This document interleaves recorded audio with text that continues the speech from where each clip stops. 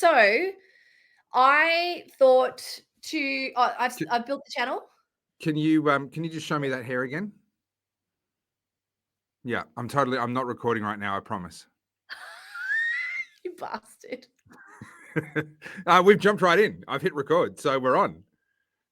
This is the least preparation we've ever had for an episode of the Oddcast. Although, no, sorry, to be fair, you've prepared your notes, but we haven't. We normally have a chit chat before, but I thought it was just so funny that you were trying to show me a grey hair that I had to hit record. So I mocked you for your hair last week, so it's true, and it clearly worked. It clearly worked. Yeah. I mean, obviously, my insecurities got to the better of me, and I've reverted back to my norm. This is where bullying really works. So well done. Look, social sanctioning. I prefer not to call it bullying. It's social sanctioning, and it is a thing. It is a thing, and it does serve a useful social function. But yes, we are online today. We are not in person. Regrettably, I do enjoy it when we can chat in person. I do enjoy that more, but just my schedule wasn't going to allow that to happen. So, hey, everybody, thanks for watching. If you got a problem, blame him. So last week, we upset a few people because it was a bit of a darker podcast than we've normally done. I think that's my fault.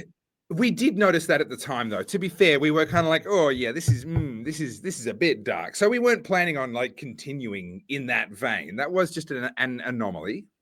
Yeah, it was. But like sometimes life can be a bit like that. So, I don't think it's necessarily a bad thing, but we've heard you well and truly, and we'll start with a much more optimistic podcast today.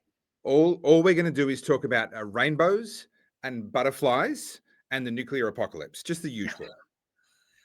With a bunch of humor thrown in there for good measure. Yeah. So, good news. What's your good news? Oh, I now have over 50,000 subscribers on my YouTube channel. I saw that. Which is crazy. And I'm growing I now have over 55,000. By the end of this podcast, I will probably have reached 56,000. It's growing by over 1,000 a day. Which is amazing. It's hard to believe, to be honest. I'm not used to things that I do going well. That's something really, really weird for me. It's kind of, I'm waiting for the other shoe to drop a little bit. I'm just waiting for like, where's the twist? Where's the bit where the knife gets twisted? But honestly, it's just growing really, really well, and I'm having a lot of fun. Also, can I do two good things? Yeah, you absolutely can. I have my name on a TV in the background. Where's your name? Where's your name on your TV? Yeah, initials. Meh. On a shirt. I don't have a TV. Stop looking at me. I got initials on mine down the bottom down there. See that? That's my name. I don't know. I just feel like you just need your name in there somewhere, Carly. Maybe. Well, my YouTube channel is not growing to 50,000, but from 8 weeks ago, it has grown from 0 to 400 and I think 30 today. So that's not bad. Which is impressive, because those early weeks and those early months are always the hardest. And it's just like you feel like you're getting nowhere, and then slowly the progress builds on the progress, and away you go. Yeah, and I've noticed that, like, obviously, as you guys have all told us in the comments, that the audio is the most important thing. But now I'm filming with my good camera. I've got good audio, but it's actually like something that you and I have talked off camera. It's a lot of fun doing this, and we appreciate when people engage with us as well. But, for the record with this podcast, it's really hard to plan it because it's dependent on the news cycle. Yeah. And so we're waiting for the news to either be good or bad and seeing what's happening. But there was something, and before I go into my good news, someone was mentioning about the culture stuff. And I thought it was worth mentioning that culture is really important. And the reason it's gotten so bad is because people have been so flippant with it, like going, oh, it's not important. What's happening, pop culture doesn't matter. But you can see now this is actually how we've gotten to where we're at, because that's where the indoctrination starts, guys. So, whilst you might not want to talk about Bonnie Blue, there are parts to her that are relevant for the discussion. Sorry. Can you just consider your phrasing a little bit, please? I've gone I'm normally red. I've gone doubly red now. I've gone even redder than usual. No, look, you're not wrong, but I wish you were wrong. I don't like the culture stuff. I think I've made that pretty clear. It's not my cup of tea. I want to talk about policy and politics and geopolitics and all that stuff. I want to talk about the laws that are being written and passed and how they're being enforced and how money's being spent and how taxes are being collected. That's my wheelhouse. That's what I like. But you're absolutely correct that this cultural stuff matters. And it has been said, and it is most of the time it's true, that politics is downstream of culture. So in a sense, me trying to focus on the political without really focusing on the cultural, there's a sense of that I'm almost trying to swim upstream here. I'm trying to take politics against the current of where the culture wants it to go. I will add, though, that culture is downstream of demographics, and in that regard, I've done more than what you have. I don't mean to point that out, but I'm working more on the demographic side of things. Look, you're not wrong, but what I've noticed as well, like people seem to be so, people go, oh, I don't care about pop culture, it means nothing. But as you can see, this is where that massive divide is happening with political parties, right? Like we'll go into the Liberal Party in a second, but they are so far removed, from what the average person is doing, because they're still stuck in the Liberal Party from like 20, 30 years ago. Culture's moved on. The conversation's different. The young generation think totally differently, Yes and no. In some respects, you're right. In some respects, they are not the Liberal Party of 30, 40 years ago. And in some respects, we kind of wish they were. I see your point in the sense that the culture has moved on and has gone in a different direction. But I think the Liberal Party, whilst looking for their place, they've gone chasing it on the left of politics rather than chasing it in their roots and in their foundations. Yeah. I mean, you could see it now just sort of playing out with the way things are doing, the way they're presenting their stuff on social media. I mean, now everything, as we know, it's all about memes. The best meme wins. And, it's all about sound bites and clicks. Okay. I'm about to take the conversation in a whole other direction that we will never come back from. So have you done your good news yet? No, I haven't. But I do have good news. Good. What is your good news? My good news is my veggie patch outside is going bananas because I fertilized it. So I had 3 pumpkins. I now have almost 12. Wow. You are going to be drowning in pumpkins soon. I mean, if you just map that growth curve out exponentially soon, the entire universe will be made up of pumpkins. Well, I lost all my veggies from summer to the birds and mice. So I was like, well, no, this time round, I'm getting something out of this goddamn garden. So here we are. Okay. Are you sitting down? You are. I can see that you're sitting down. You are going to be gobsmacked by this. I want to talk about Abbey Chatfield. Yeah. Okay. Because the Australian Electoral Commission is looking into Abbey Chatfield's podcasts with Labor and the Greens. This is news. I haven't seen this. This is news. It's breaking news from earlier today. And it is a question of whether it falls under political advertising. Because obviously she's been interviewing, Greens Party MPs who are campaigning for re-election, Labor MPs that are campaigning for re-election. And the question is whether it needs to have the authorization on the end, which I happen to have a bit of an interest in this particular debate because the AEC made me take down one of my videos, which had nothing to do with campaigning, when I announced that I was a candidate because it lacked the authorization at the end. Now, I want to be really clear here. I don't think that Abbey's stuff should need an authorization. I don't. I don't think anything where it is already obvious who it belongs to, if the face of the candidate is on it, it doesn't need an authorization. Okay, can we use your actual mouth? Yeah, that's right. Can we just make that a rule? So I'm not sitting here going, yeah, go and get Abbey Chatfield. She's broken the rule. No, not at all. I don't think these rules should exist. But if the rules exist, I want to see them applied equally. And my hope here is that when, Albanese and others see these rules being applied in this way, that they will begin to agree more with me that maybe they shouldn't actually be written the way that they are. So that's going to be really interesting. Now, also, I did a video day before, talking about Tanya Plibersek and the fact that she's using AEC purple. Now, I know that has been brought to the AEC's attention because Senator Ralph Babet confirmed with me that his lawyers have done that.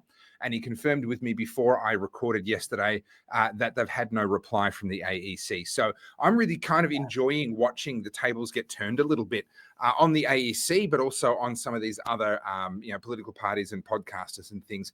I would love to see the result of all of this being that all these rules get rewritten and simplified, and we no longer have to put authorizations on the end of stuff.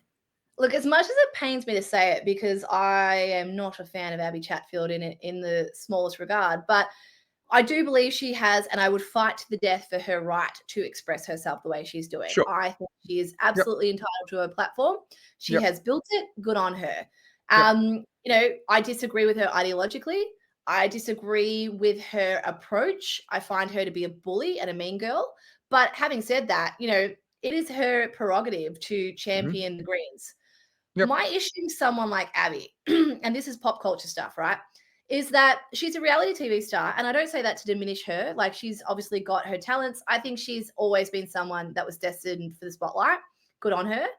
But my issue with someone like Abbey, who is prolific with her social media use and putting up, like when Trump won the election, I think she put up 20 videos in 24 hours on TikTok. And she was getting progressively more irate and hysterical as it went. Well, but it sounds like she wasn't sleeping, so that would probably do it to you. I don't like saying that women are hysterical, but like she was, it was very evident she hadn't taken a breath just to like chill, man. And, are you trying to get us cancelled? Saying women are hysterical? Well, yeah. It's got to be No, that watching her sort of spiral, basically. The issue with someone like Abbey talking about politics, it's not that she can't talk about it. It's that she is, and I'm going to use a buzzword here, she is potentially spreading misinformation because she's misinformed and, not to be an asshole, she is ignorant. And that is evident in the way she talks about history. Now, to be fair, most people are terribly ignorant about history. And the issue I have with the TikTok generation and these, influencers talking about things like this, they talk from such a place of confidence that you assume they know what they're talking about. Yeah. And in the words of Stalin, they are useful idiots. And hearing Abbey get up there platforming the Greens and talking about how amazing socialism is, but declining to mention any of the real world actual scenarios where socialism has been applied, as you and I talk about all the time, I think is actually quite malevolent. And I think that I don't know what the best way to do that. You combat this with better information, right? I don't think any rules or legislation will help. But she is someone who has a very impressionable audience, and she's putting out there things that are untrue. And you can tell they're untrue because we can immediately just open a history book, and that's what we're doing. But this isn't new. This has always been the case. And these are exactly the kinds of moments that some people who are against free speech seize upon to try and say, see, this is why we need to have rules. Yes, you should have free speech, but only if what you're saying is true. Well, true according to who? Now, I agree with you. She's obviously historically wrong, but it's very dangerous to then allow anyone the power to be the arbiter of that and then the power to shut people up on that basis. It's like some people saying, oh, this person or that person shouldn't be allowed to be a politician. Oh, we should have a lot of well-meaning people say politicians should have to be older than 40 years old. And I get where they're coming from, right? But no, I'm sorry. That's up to the electors to decide. If the people of Australia don't want a politician under the age of 40 because we recognize the value of life experience, then it's on us to not elect someone under 40. And if we do, then we're saying that we're okay with that. Same with, with any of these sorts of rules and restrictions in the Soviet Union, they declared belief in God to be a mental illness. It made you mentally unfit. And it'd be so easy for us to go there in this post-enlightenment kind of age where we worship scientism to say, well, that's a ridiculous belief. That's clearly misinformation. We've disproved God, and therefore anyone that believes in God isn't mentally fit to be in government. That's exactly what they did in the Soviet Union. So any of these sorts of rules and restrictions and so forth, I agree that Abbey is desperately ignorant, but it is her right not only to speak, it is her right to speak from a place of ignorance. It is our responsibility, I believe, to counter that and to try and bring that education and bring the awareness of that ignorance. But as you've rightly, I'm not arguing against you. I'm in furious agreement with you.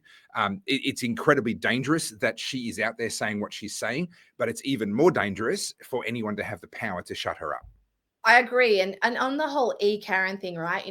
Australia is very much in a conversation about what we limit on the internet and who's the arbiter of truth. Yeah. And as I said, I will fight to the death for Abbey to have the opportunity to have her platform and to say her mind.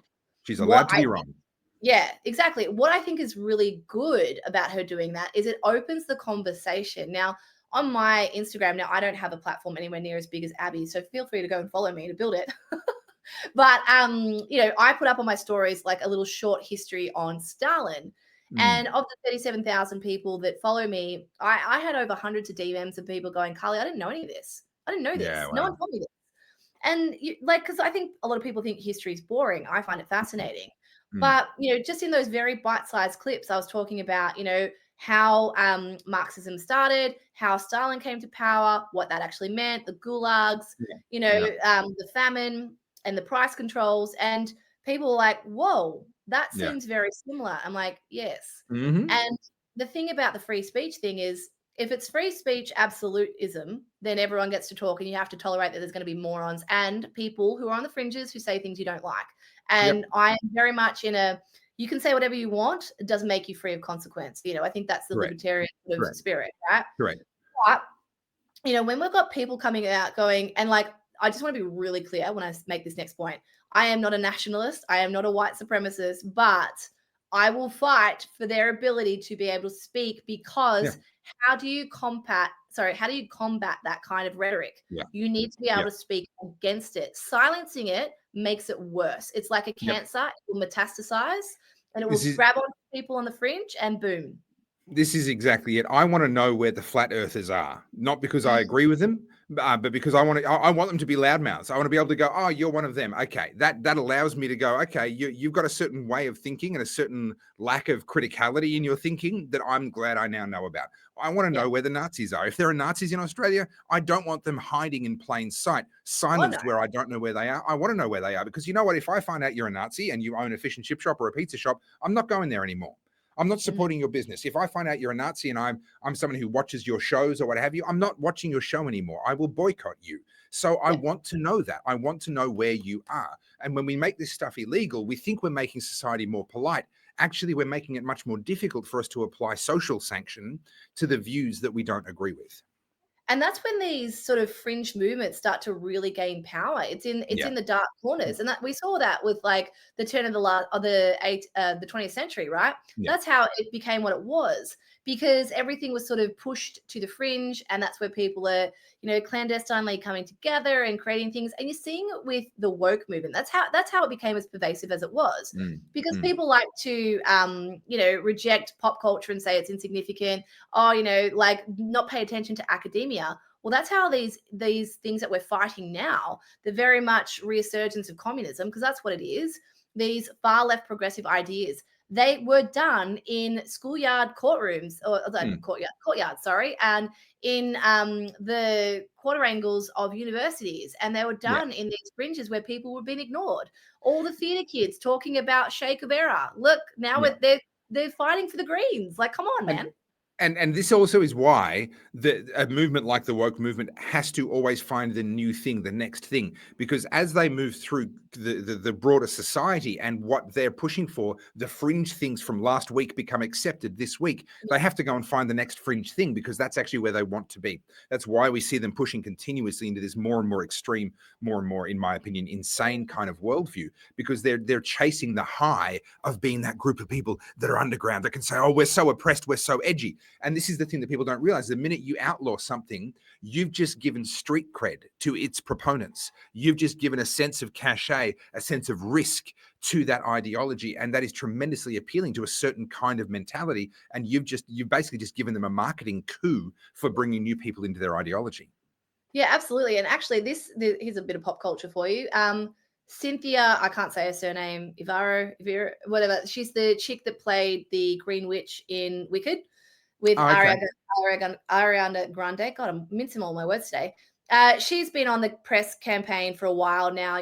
She was doing the whole red carpet thing, and she's non-binary, I believe. She's a they them, and she got up at these awards over the weekend and gave the most bloody pompous, self-indulgent speech. And all of the left-leaning publications were giving her these amazing accolades, like, it was flawless, it took our breath away. And all it was a self-aggrandizing of her talking about how they, them was always more. This is a language that's been there since the dawn of time, but I am a they, them, and I am more than what you see. So basically pontificating herself, putting herself up on this pedestal. I'm more superior. And this is someone who talks about being oppressed and not seen. She is in one of the biggest movies of the year. She's a multi-millionaire. She is on every stage at every award ceremony, but she'll tell you that her life's harder than you and I. Because she's and don't you forget it. Correct. And it's interesting, right? And this is why I say you really need to pay attention to these moments in pop culture, because look at the conversation around it. You know, this is someone who's going out there. She's all the right things, right? She's I think she's British. She's got a British accent, but she's black. She's queer. She's a they, them. She's all the things, right? Sticking all those boxes. And a woman. Yeah, well, sorry, not a woman, but was born as a woman. Sorry, I'm terribly sorry. I grovel at the feet of the censors. Karen, please don't come for me and throttle me in my sleep. I didn't mean to misgender they, them. Exactly. How dare you? And don't dead name her either. Like, I don't know what happens when they become a they, them. Do they keep their original identity? It's all very confusing. But if you make it this complicated, I'm going to trip up a bit eventually. But essentially what you're seeing now is like, you know, we're in a cost of living crisis, and you and I both know, we talk about it all the time, the middle class is suffering. The average punter is suffering. And that includes a lot of these people in these so-called marginalized communities. So if you've got people who are on the lower side of the middle class, or even in the working class, and they're really struggling financially, and then you have this multimillionaire celebrity getting up there and saying how hard her life is, people are going to go, bitch, are you serious? But also, there's more and more backlash happening against this kind of nonsense. So I'm sorry to bring up Snow White again, but we talked about Snow White last week. I was really heartened. The son of the director, or the son of one of the producers, I don't remember. This wasn't something I was planning to bring up, so I haven't sort of checked my notes. You paying attention to pop culture. Hey, you listen. Just be grateful for the progress, okay? Don't point it out. Don't make me self-conscious. He came out slamming whatever the lead actress, whatever her name is, because of her selfishness in politicizing the movie, and saying you didn't stop for a moment to think about all the crew, all of the smaller cast, all of the support that go. I mean, these movies are hundreds of millions of dollars to make. There is an entire industry, and they're not all wealthy actors who get their name up on, their face up on the screen and then get to go and do stand-up shows and Saturday Night Live events. They actually show up to work and work a job and go home and try to feed a family and balance the budget. And when someone like her, from her position of privilege and wealth, comes out and turns a movie into a political platform that hurts it at the box office, not forgetting Snow White was hurt for two reasons. It was hurt because of her and her woke nonsense, and it was also hurt because of Gal Gadot and the wokies hating on Jewish people at the moment. So it got hurt from both angles, so to speak. But that hurts real people. Right? Investors lost money. Crew are less likely to get work in the future. I'm sure that hopefully she'll struggle to get work in the future. But what I'm hoping is going to start to happen here is Hollywood got very comfortable with shoving their politics down our throats.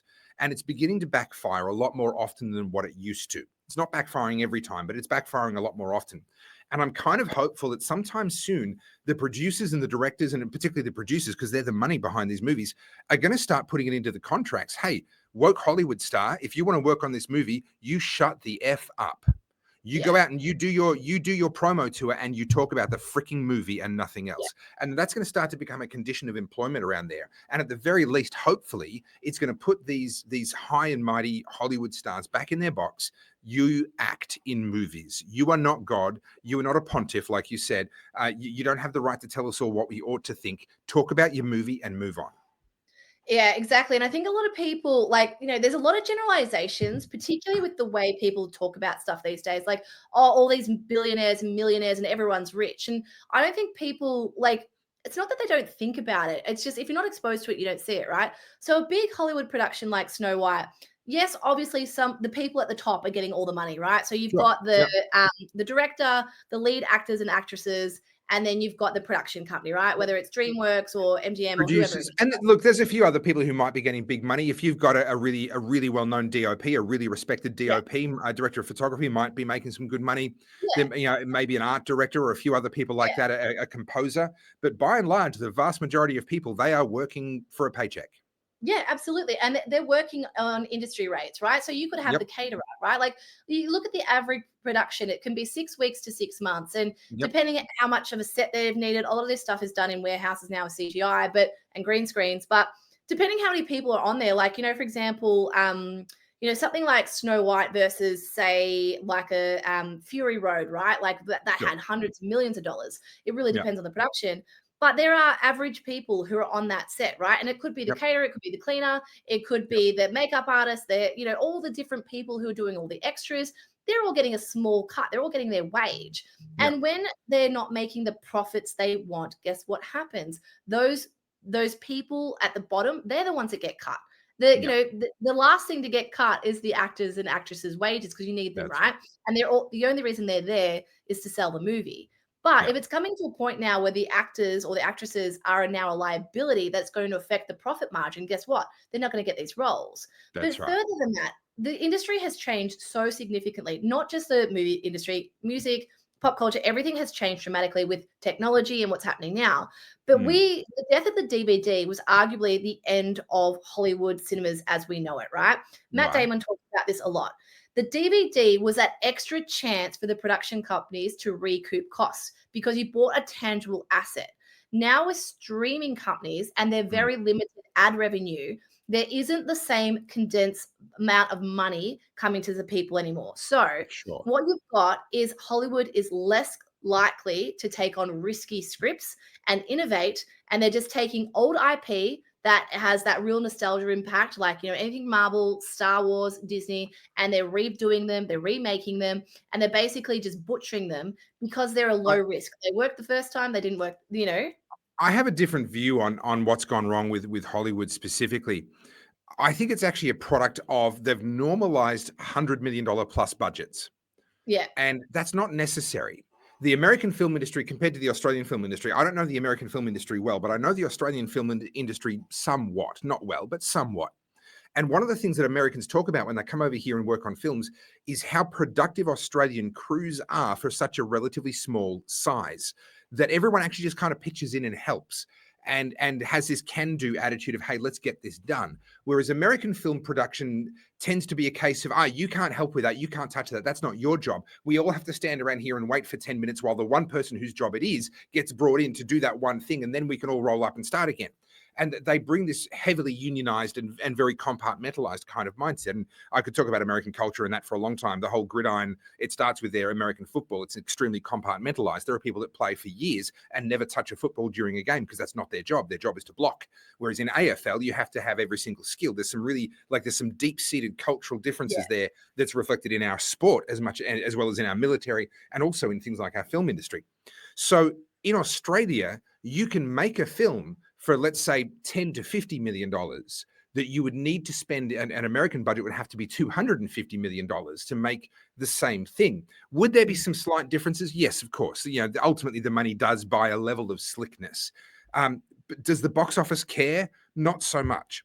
And so I think there is an opportunity here, and I think it will get picked up in the next few years, particularly as the power of the studios continues to wane, and new independent studios out of Nashville in Tennessee and out of Florida and out of Texas begin to gain the ascendancy. I think we're going to see a return to lower budget filmmaking simply because of a shift in cultural attitude within the industry about what they need in order to make a movie. And as a result of the lower budgets, I think we're going to see a return of risk.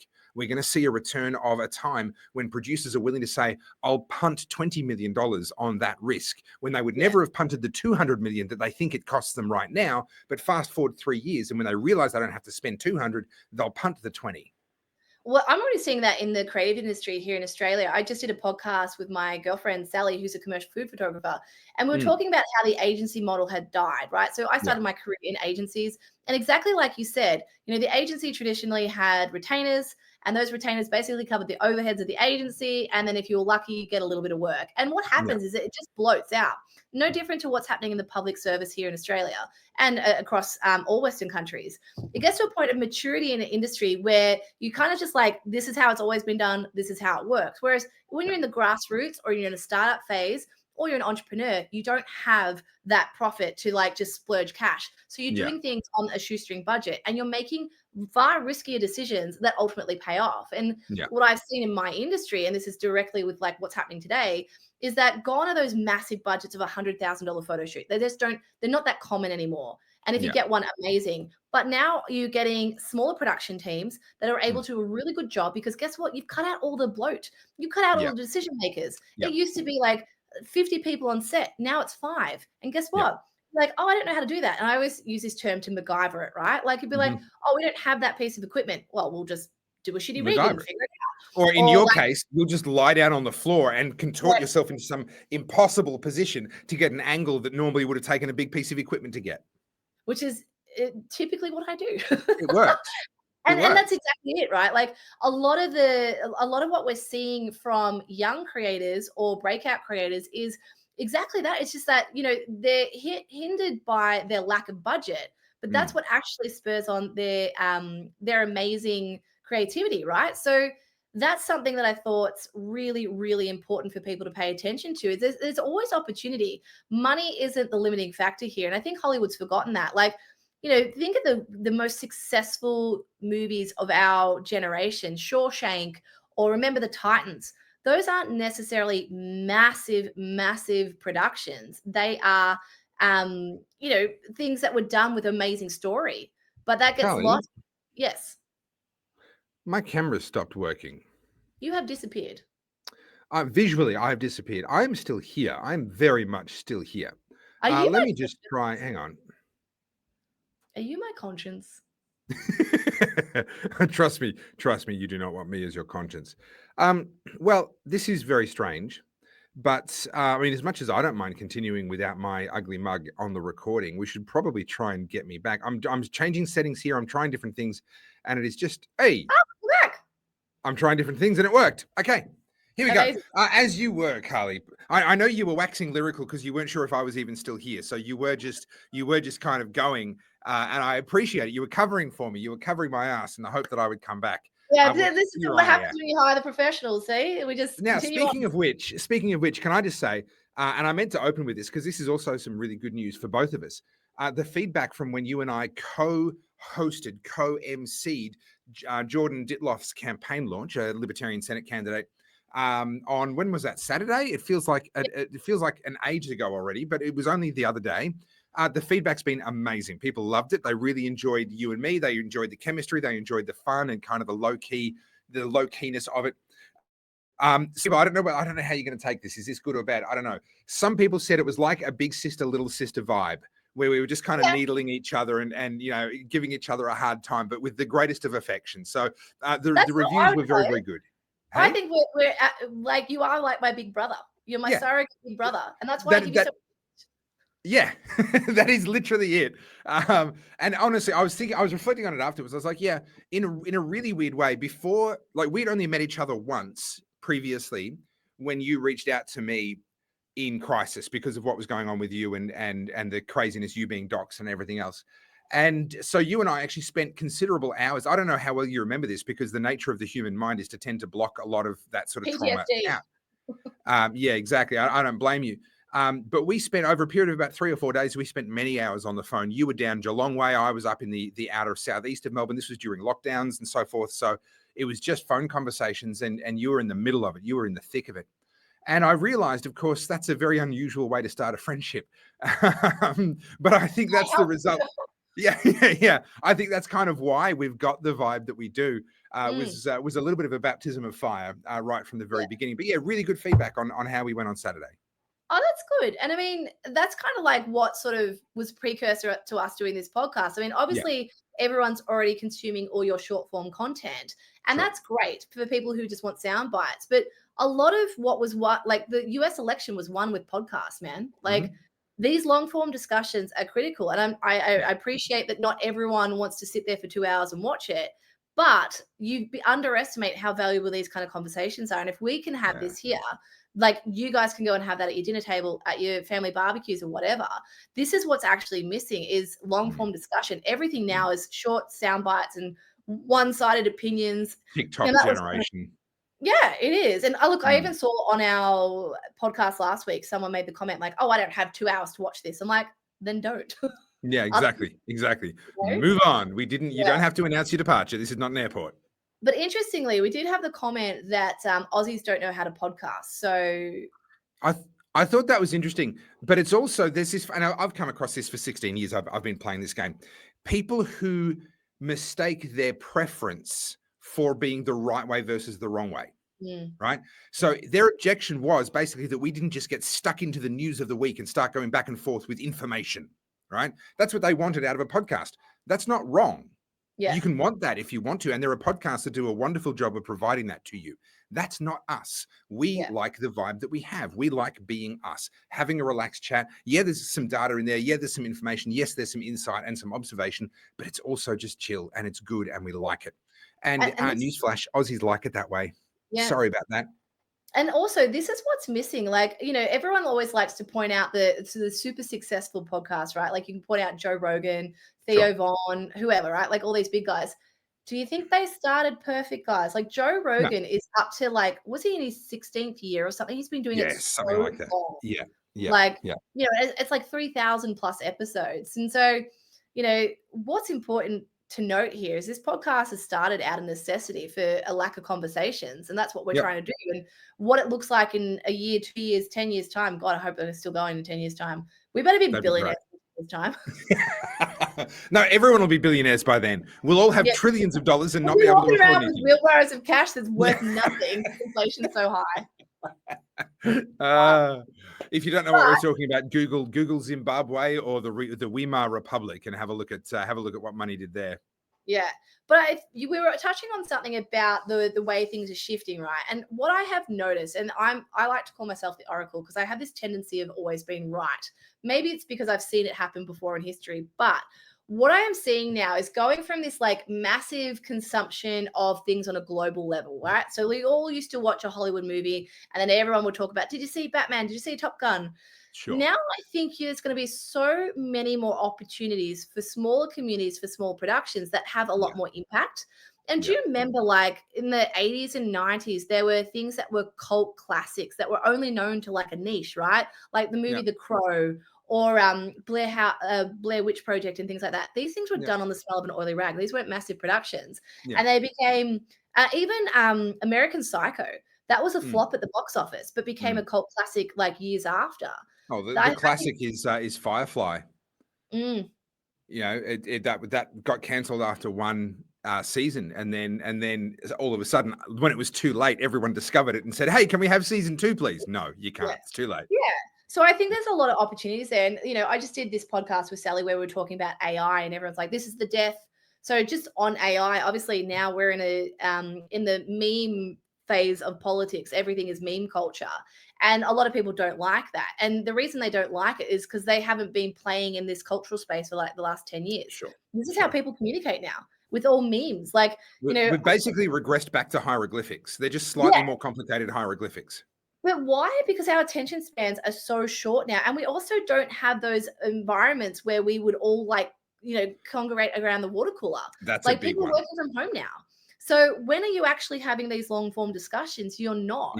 You know your colleague because you see them in an email chain, but do you know what their coffee order is? No, because you don't see them in person very often, you know? And we've done this to ourselves because we've made the after work knockoff drinks, you know, taboo because, oh, you can't have people drinking on work time. And, oh, what if someone gets injured? Is that a work injury or is that not? And the lawyers got involved. And, you know, what if someone gets a bit too drunk? With having too many sexual complaints.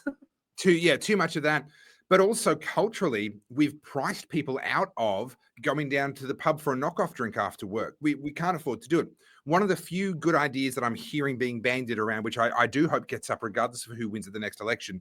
And I'm not normally one for carve-outs with taxes. If we're going to have a tax, it should be uniform. We shouldn't have carve-outs. But I will make an exception for removing alcohol excise for alcohol that is sold and consumed inside a licensed venue. I would agree with that. If you could go down to the pub and get a beer for its actual price rather than for this inflated nonsense price, we'd be having $3-4, you know, a pint beers, and the pub would be making just as much money because right now the difference, the excess is actually not going to the pub; it's all going to the government. But to get people back down to pubs and clubs, to be able to go back down to a pub and have that vibe and have it humming again. And it would get people out. It would get people talking. It would get people meeting and forming communities again. I mean, you're seeing that with the hospitality industry as well. I mean, living in Melbourne, like that's kind of what we're known for, that cultural melting pot, all of those amazing sort of hole in the wall places. And they've all gone. Not all of them, I shouldn't say absolutes. A lot though. So much has gone. And those places where you would go to like hang out and meet up, they're very few and far between now. And this also plays out in the dating scene. You talk about people wanting to be able to relate to people. People are becoming so socially awkward and particularly the young generation that grew up during lockdown, there's no longer those incidental meeting spaces. I think about 15 years ago when I used to commute from Geelong into the city, I'd be on the train. So I'd get on the train and you'd see the same faces on the train. Hey, how you going? Get a coffee. And then you go to the same coffee shop because it was the one closest to your work, and you'd meet the barista and you see the same faces. Hey, going? How's things? How's your kid? Whatever. I bought a puppy last week. Great. And then you go to work and you're in proximity with these people. And by and large, you're building relationships with people just through out of the fact that you're in the same room. And it's these people you would never have had access to prior. Whereas now you don't necessarily get that. You have to go out of your way. And this is actually something to be intentional. Yeah. That's the thing. Sorry, you go. I hear this a lot with people going, oh, it's hard to make friends as an adult. I'm like, yeah, man, because you don't have the opportunities that you used to have. Yes and no. It's always been hard to make friends as an adult. There's been studies into this dating back into the 1980s and 1990s, before technology really got involved, that actually found that most adults on average have no more than 5 other genuine adult friends, typically less than 5, but no more than 5 typically. And they are people that they have known since their late teens, some of them since childhood. But as a general rule, once we turn about 25, we do not make any more lifelong friends. We only have relationships of context or convenience because they're at work or because of whatever. And our friends are people that we already picked up before then. And that's been true since before technology. But it is still possible to do all of those things. You just have to be much more intentional about it.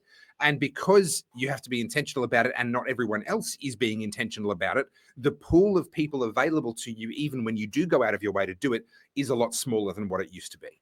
Yeah, I would agree. And something that I thought we'd get into this before we start going into our news, but Jordan. Sorry, before we start, we're up to the 41-minute mark now. Before we start, okay, We talked about some politics, but okay, we have a little bit, stories. So last weekend we were obviously at Jordan Diploff's launch event, and stupid me, I wasn't even paying attention to the fact that it was April Fool's. It didn't even occur to me that it was the 1st of April. And Jordan posts this thing where he's like endorsing the socialists, and I'm just like, what? Okay, no, sorry, sorry, that's 2 different things. Now you got me confused. The launch event was not on April Fool's, to be clear. No, a few days after that was April Fool's. Gotcha.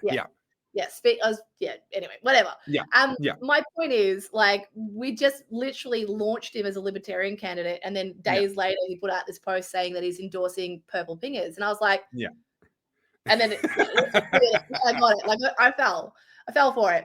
But I just thought, well, you and I have had this conversation before, but this is something that I'm really passionate about, particularly with Abbey Chatfield talking about the Greens and really championing Adam Bandt.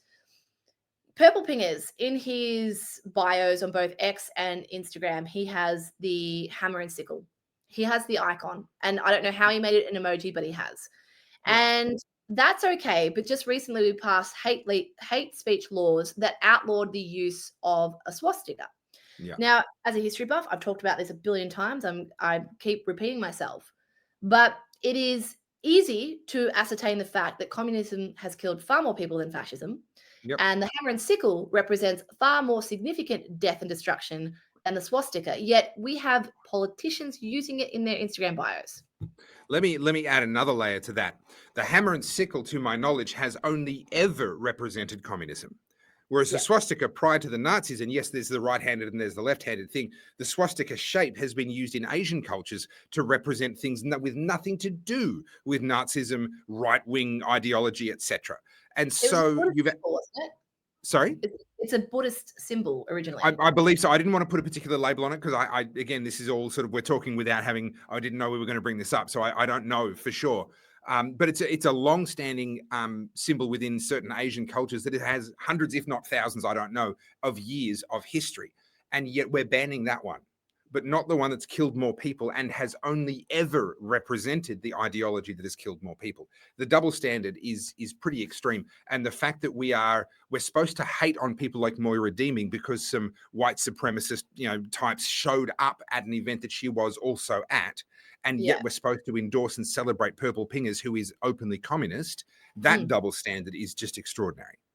Yeah, and this is where the ignorance really bothers me, which is why I keep saying these discussions are so important, because the only way to combat stupidity is to give people an opportunity to hear people argue the other side. Yeah. And I can't for the life of me understand how anyone can take anyone seriously with a hammer and sickle in their title. But, again, it's just, this comes down to gross ignorance. A lot of people stop learning it as soon as they leave high school. They don't really care. They're not interested. And then this is why I'm bringing this up, because now you've got someone like Albanese coming out talking about price controls. And we'll go into this in a minute. The price controls is a very real communist tactic. That's exactly what happened in Venezuela. This is the playbook. The government coming in and saying, all right, we'll take control here.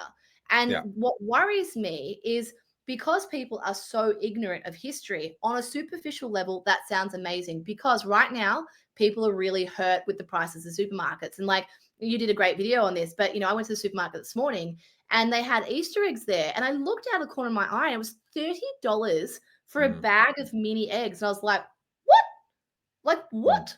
$30 for little friggin' eggs? And then I saw this reel on Instagram. I had to go to Woolies to have a look at it myself. Orange juice, $10. Honey, $16. It's out of control. So if you are an average punter who's not aware of what's going on, and you hear Anthony Albanese coming out and going, hey, we're going to make the supermarket, we're going to do this. That sounds amazing. And this is what scares me. On that superficial level, people will vote for that because it sounds good, not realizing what it means. So let's chat about that. Yeah, so there's a video I want to do on this actually, but it's an enormous amount of work, so I haven't yet been able to carve out the time for it. I talk a lot about Venezuela. I was there, actually this month, I was there 10 years ago this month. And people get grumpy at me because they're like, oh, when are you going to stop talking about Venezuela? You were there 10 years ago. I'll stop talking about Venezuela when it's no longer relevant, when we stop copying Venezuela. That's when I'll stop talking about it. I came back from there and I spoke at the Friedman Conference in Sydney later that same year. And they asked me to speak about what I observed in Venezuela. And I talked about a few different things, and I want to cover them in that video. But I want to mention 4 things, because I give a list of 4 things to look out for. These are your 4 warning signs that your country is going down the path to Venezuela. They were, and it usually happens in this order, by the way. They were price controls. That's exactly what Albanese is talking about. Quotas. We've already got that on eggs. We've had that on toilet paper. We're seeing rationing in more and more parts of our lives. We're seeing de facto rationing on energy at the moment through the use of prices and the smart meters being used to turn people's air conditioners off and things like that. So price controls, rationing and quotas, followed by nationalisation. Now in Victoria, they're returning the electricity grid back to national hands. We've renationalised communications. We sold off telecom, but then we started the NBN. What a great result that's been. Increasing nationalisation, government ownership is the next step. And then the final step is capital controls. And that's to stop people getting their money out. When they want to leave, it's to stop people from going, you know what, I'm jumping ship. And we are already partway down the first 3 out of those 4. And Albanese wants us to go a lot further down those. We're in way more trouble than people realize. Banks are already trying to stop you taking your money out. There's a story that hit 2GBH with Ben Fordman today, talking about a man who couldn't withdraw his money out of Westpac. I haven't looked into that story, but there are perfect examples of that. I tried to withdraw money from Bank of Melbourne and they wanted to know what I was using it for. Yeah, I have the audio for that 2GB call on my phone. I haven't listened to it yet, but it's part of my research. I'm obviously always just consuming and researching and finding out what's going on, and that just hasn't reached the top of the list yet. I have a friend who has actually been offering to help me out. I want to do some videos about taxation and spending, and that involves money, and I want to have lots of Australian, $50 and $100 notes on the table to be able to kind of visually illustrate what's going on. And I don't want to use cheap prop money because you can tell it just looks obvious. And I have someone who happens to have the resources and has been working on getting out a bunch of cash from the banks. Can you believe the runaround that they're being given? I'm not 100% sure of this yet, but I think they're now being investigated for potential criminal blah blah blah. This is all legitimate money. It's all taxed money. It's all they've got legitimate income, but because they wanted to take it out in cash, now there's investigations going on into them because they wanted to help me have a prop for a future video. It's absolutely, this is legal tender in this country. We are required by law to use this money, and every business is required by law to accept Australian currency, and yet we're not allowed. We're treated as criminals for wanting to get our hands on it. Yeah, I found this, it was last year actually. I needed to withdraw, I think, $5,000 because I was buying a camera off Facebook Marketplace. You criminal. Yeah, right. And you know what? It's one of those things, like, it's not in the forefront of my mind. I don't think I'm going to have issues going to a bank. What I did have an issue was finding a bank so I could go into it and withdraw the money, because obviously you can't get that much money out on an ATM. And even then, I can't even find an ATM these days. But I went into the bank, and it was Bank of Melbourne, which is Westpac. And they were like, "What are you using the money for?" And I was like, "Huh?"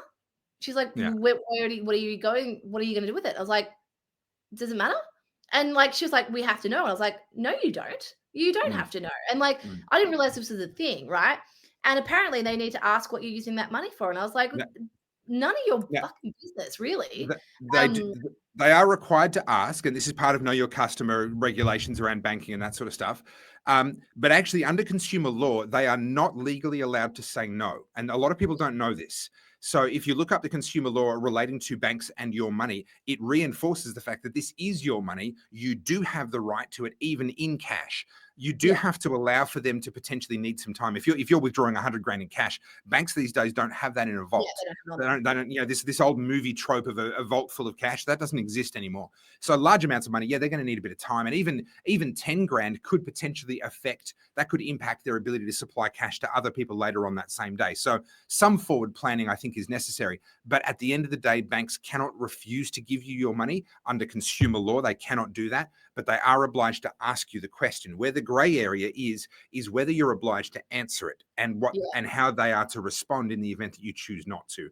And I don't believe that's been tested in court yet, but they are obliged to ask. But in the end, they do have to give you the money. But of those 4 things that you said, those 4 prerequisites, we are there. And the rationing of the eggs thing, this is what, like, and again, this is why I keep reiterating the importance of this podcast and being able to have long form discussions. You and I could do a 10-minute clip on this, but you cannot possibly put all the context in there and all the possible scenarios to get people thinking, because they hear things on the periphery and they go, "Oh, that doesn't apply to me, so it doesn't matter." It does matter, but you need to be able to digest this information, which is hence why we're doing this. But with the price controls and the quotas, right? You can't get more than 2 cartons of eggs. What if you had a family of 6? What if you're a cafe? What if all these different scenarios, right? Now, obviously, cafes, they use big catering companies, they use PDF, whatever, to supply their eggs. But that particular day, for whatever reason, they've had a bulk of customers through who wanted all these eggs, and now they want to make a cake, and they need to run to Woolies and go and buy 4 cartons of eggs. They cannot do it. So what happens? That cafe then has to go to 3 different supermarkets to get those eggs, whatever. This is the issue. There are no perfect scenarios where that makes sense. It makes sense if you're a family of 4 and you only need a dozen eggs. But it doesn't make sense for real world scenarios where there's people who rely on those supply chains to be able to do what they do. And then they're not participating in the economy unobstructed like they were. And so what this means is that then now eggs are a commodity. Eggs become more valuable, which means you'll pay more to get your eggs. And what you see, exactly as what happened during COVID, is people start to become greedy and they want to hoard things. So whenever Woolies pulls out, and I've seen this happen with my own eyes, we saw this in COVID, we've seen countless videos on it. Woolies will come out, right, and they'll wheel in their little supply of eggs. And before they're even in the fridge, people are grabbing them. I shit you not, this happened like literally last week. I went to Woolies. Now, our Woolies, the eggs are in the cold area where the fruit and veg are. And it's a new Woolies to me, and the layout was different, and I didn't know where I was going. I just wanted 6 eggs. I didn't even need that many. Anyway, I see this guy with the eggs, and I was like, oh, I'm going to follow him because I don't know where the eggs actually are in the supermarket. And I kid you not, he turned around. To be fair, I wasn't like stalking him, but I was behind him. And he's like, oh, I can't give you the eggs before I'm in the thing. I was like, oh, no, that's all right. I just didn't know where they were. I was following you because I don't know where you put them in the supermarket. He's like, oh, they're over here. And then I was just happy to wait for him to do his job. I don't mind. And I kid you not, 2 women came up to him on his trolley and they're like, I need those eggs now. And they grabbed, they opened the thing and they're grabbing. He's like, no, wait. And like, it's a friggin' young kid, right? Yeah. Just let the kid do his job. I can't help myself. I don't know if you know this about me, but I have this insatiable urge to speak on things as they're happening and just again. No, I hadn't noticed that actually. It's uncontrollable. I call it my tick, right? And I see these women and I just said, have a look at yourselves. That's exactly how I started it. Have a look at yourselves. Yeah. Are you that incapable of controlling yourself for a couple of minutes so this boy can do his job? Are you that desperate for eggs that you are more important than everyone else in this supermarket right now? And they looked at me, and you can see the cogs turning, because in your heart of hearts, they know I'm right, but they're embarrassed. They don't want to admit that they're participating in this behavior. Like, oh, I'm in a rush. And I'm like, so am I. So is he. He's on the clock. You can wait. He's on the clock. And that's what I said. I was like, you can wait a couple minutes. You'll be right. Oh, look, good on you. But you've raised a couple of great points in there. And one of them is the non-monetary cost of these barriers. You mentioned, they can go to multiple supermarkets. Okay. So firstly, the decision, 2 cartons of eggs. Well, that makes sense. That some people in an ivory tower, maybe with 1 or 2 kids, maybe with no kids are out of home, have looked at each other and gone, oh, well, no one would need more than 24 eggs at a time. Well, some people do.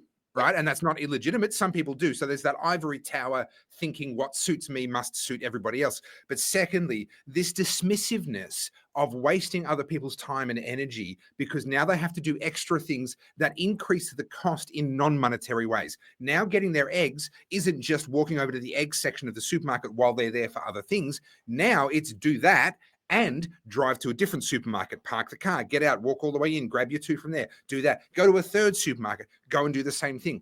20 minutes later, if they're lucky, right, they've now got the eggs that should have taken them 20 minutes less. That's a non-monetary cost that has now been added to their life. That's 20 minutes they're not going to spend doing other things in their life.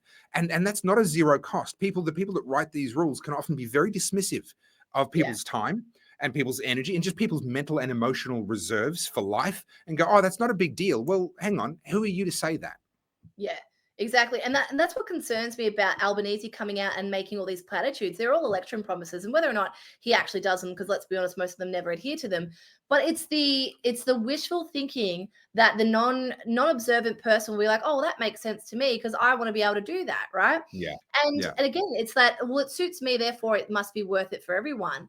And our inability to consider other people. I mean, we saw this in COVID. I keep saying the same thing, but remember the great toilet paper debacle of COVID?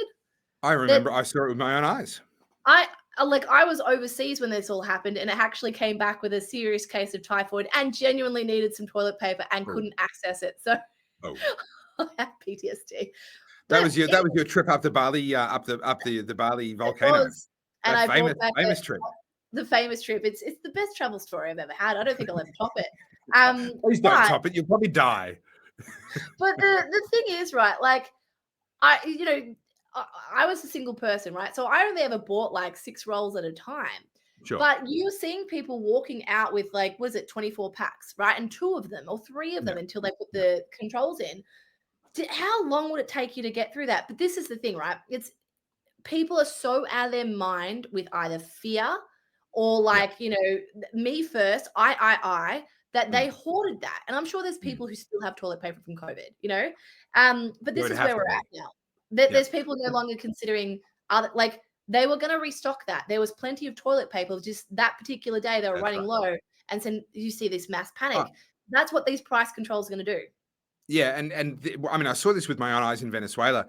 So what they did in Venezuela, similar to what Albanese is proposing, was they created a list of things that were regarded as essential. These were human rights. You have the human right to have bottles of water, nappies, condoms, milk, butter, bread, eggs, all these things. They're fundamental, they're basics, right? And so the government said, well, we want to make sure people can afford them, so we're going to control the price.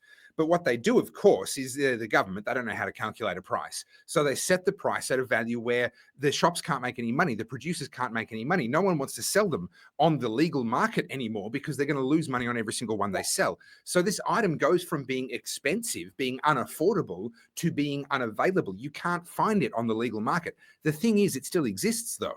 Yeah. They can't make money selling it on the legal market. So what happens? Well, now you're just pushing people across to the black market, to the real free market, so to speak.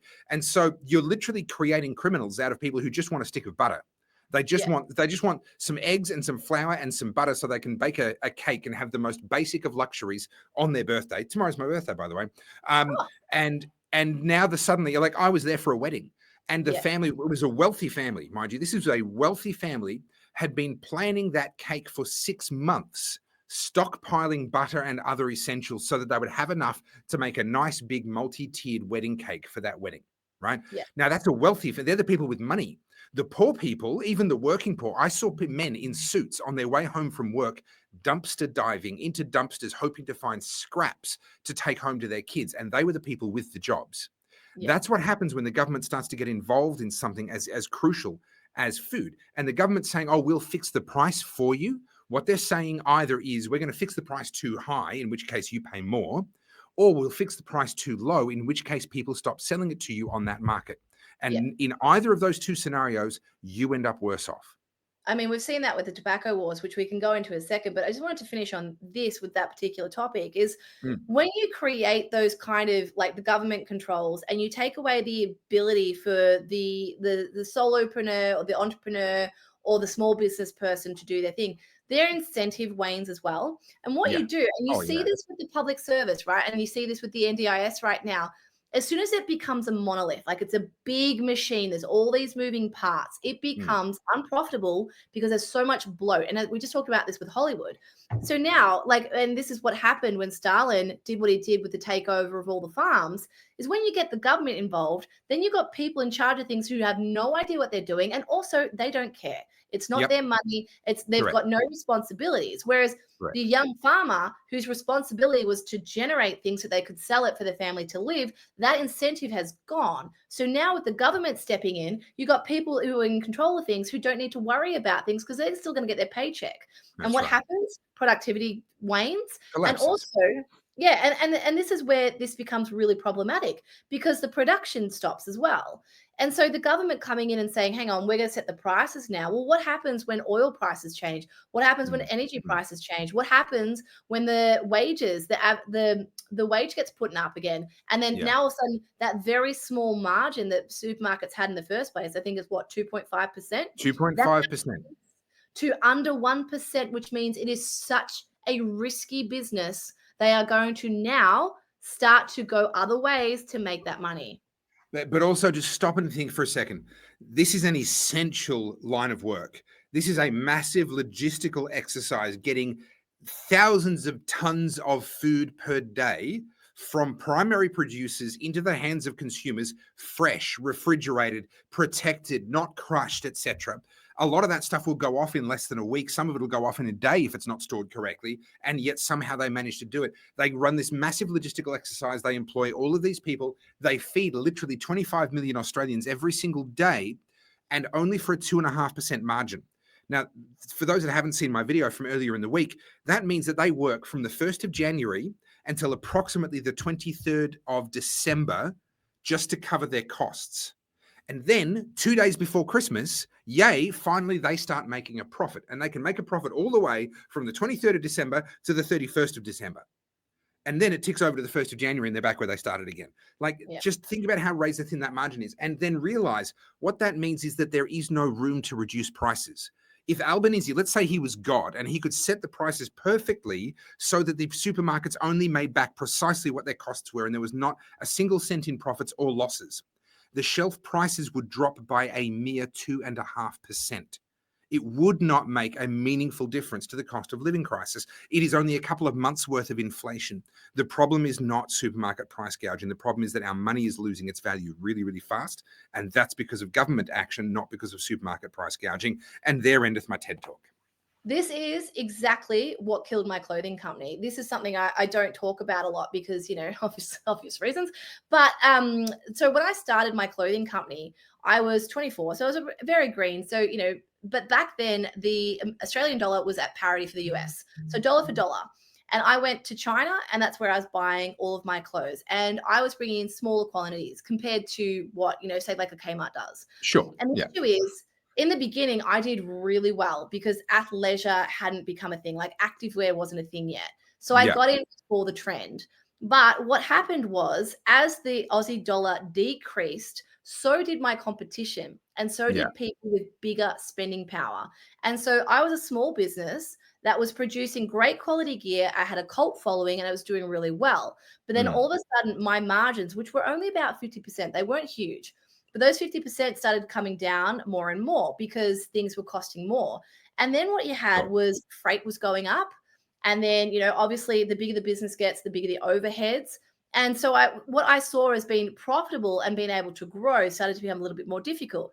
And what happens is then your only option is scale and volume. So then it becomes a lot riskier. So you start to put more money into scaling. So you want to get that buying power going from, say, maybe 100 units to 1,000 units. Now, the thing is, sure, your buying power is bigger because you're buying 1,000 units, but can you sell 1,000? Because then you end up with dead stock. And then this was a perfect storm. And I'm not saying that I didn't have my role to play in this either, but there were so many things that had to happen for my business to fail. That was the Aussie dollar weakening. That was competitors in the market, people with substantially bigger cash flow than I had. But then it was also the attention. So I had cornered this niche market, but then you had people like, not to bore people with athletic talk, but Gymshark, Do You Even, Lorna Jane, Lululemon, they all like sort of exploded, and they obviously got significantly bigger investors than I ever had. And so they're flooding the market with mass produced stuff. And then that was about the time that fast fashion took off. And we went from having like maybe a collection for 4 to 6 times a year to a collection every week. And Lorna Jane, for example, started producing 30 units of clothing per week to roll out in their stores. And you got to think about the supply chain and how long it takes from that initial idea of creating, let's say, a pair of leggings to the time they land in stores. You're working 12 months ahead. And if you're producing 30 units per week, times that by 52 weeks, times that by 1,000, 2,000 per garment, you look at this huge amount of inventory and the significant cost before it even gets on the shelves to start making money. And what happens? Seasons change. So no one wants shorts when it's winter, but then also the trend has changed. So what happens you're always going to have shrinkage, and shrinkage could be theft, it could be damaged goods, but then you also have the obsolescence of things that no longer are valuable, and you get stuck with dead stock, which is what happens when people come in, they buy the dead stock and then they flog it off in cheaper markets. And that's why you have things like TK Maxx and all those sorts of stores. But what I think the average consumer has failed to recognize is this massive machine, this consumption that we have, it is going to inevitably collapse at some point because it can't sustain itself. And now that we have an energy crisis, an inflation crisis, and we're heading towards a recession. I think we're already there.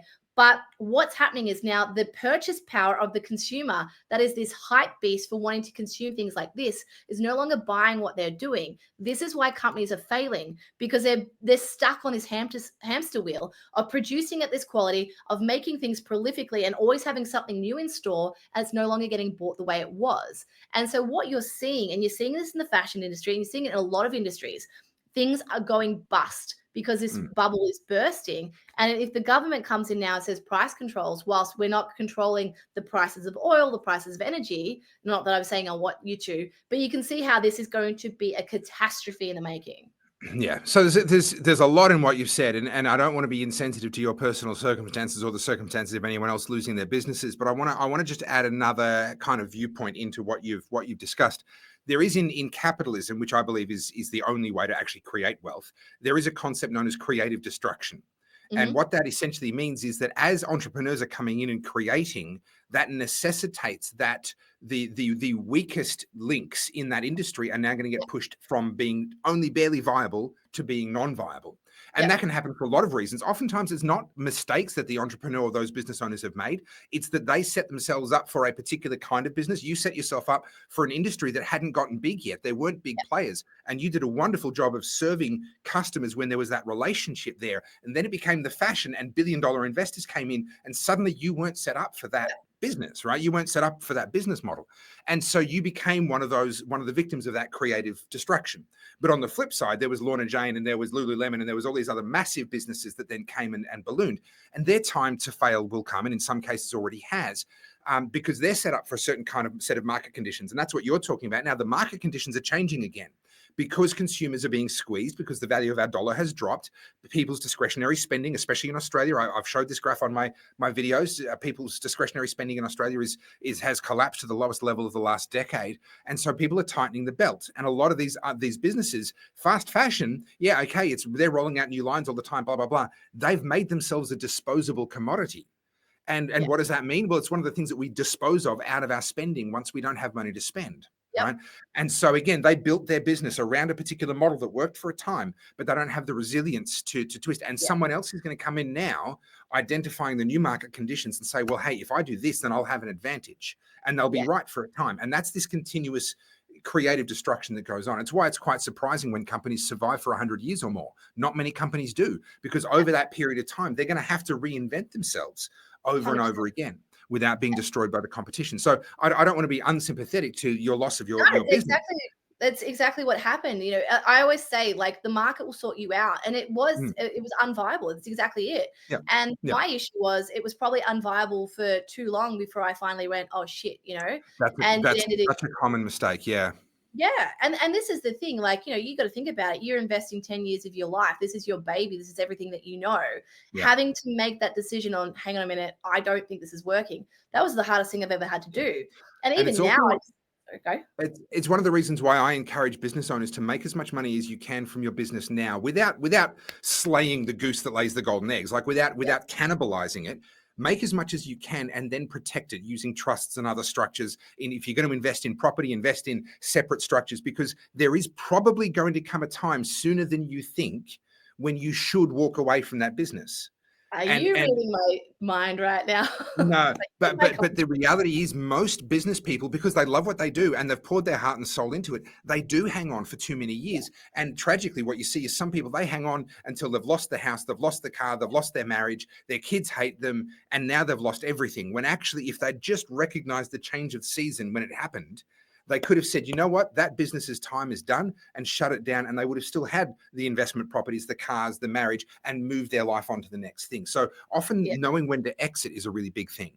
Oh, 100%. Look, you know, obviously I've learned a lot from that, but it was really interesting though, because the reason I bring up the liquidation thing, right, is obviously that's the thing that people are like, oh, she's a failed businesswoman, whatever. And for those who know what happened to me in COVID, my conversation around that was, you know, liquidation wasn't something that people were considering or talking about. A lot of businesses were able to do better during COVID because everyone was at home and bored. But now, as we knew, and this was inevitable, with an inflated economy and with the government propping things up, that there has to come a point where either you're paying back the debt or, like, you know, the debt collectors start calling. And so now a lot of these companies that probably would have gone bust are now going bust. But, you know, aside from the actual business owner themselves, think about if the company has staff. Think about if the company has debtors, right? Now, I obviously had debtors, and there were, so when you liquidate, those debts basically get, like, they disappear because the company's been liquidated. But, you know, you saw this with Porter Davis last year, or 2 years ago, sorry. Porter Davis collapsed, and there were, I think, over 1,000 home buyers who lost their home deposits, and also all the deposits that they'd put into the house throughout the build. And this is not because there's like, obviously there can be situations where it's nefarious, but by and large, it's because a lot of these businesses are being propped up by weird things that are happening in the market or investors. And then it comes to a point where it's no longer viable. And that's when you have this catastrophic collapse of the business. And so many people get hurt. Not only do people lose jobs, people lose deposits, people lose assets, all sorts of things. That's what we're seeing now with the economy. And I think the issue I have is that, particularly in Australia, our public sector is the biggest employer in the country, right? So you have so many people who are on a really good meal ticket. So they don't have skin in the game, right? They don't have a dog in the fight. So when it comes out to these platitudes from the politicians who are going, oh, we can do this, we can do that, of course they don't care. It's not their money. No. They don't have the incentive for it to get better. And that's why I get really alarmed when I see people like Abbey Chatfield get out there and talking about things. I'm like, mate, you have no idea what business owners are going through right now. Yeah. And if you don't have to turn a profit, if you've never understood this idea of turning a profit, and you've just got an employee mindset, it's not something that you can just imagine your way into. It is kind of something you have to experience. Robert Kiyosaki does a wonderful job of this in his third book. So people think that Rich Dad Poor Dad was his first book. It wasn't. He actually, before that, he wrote a book. The American title was "If You Want to Be Rich and Happy, Don't Go to School."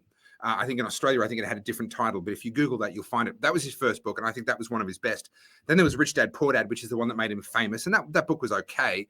But actually, the one that I rate the highest was his third book. It's called Cash Flow Quadrant.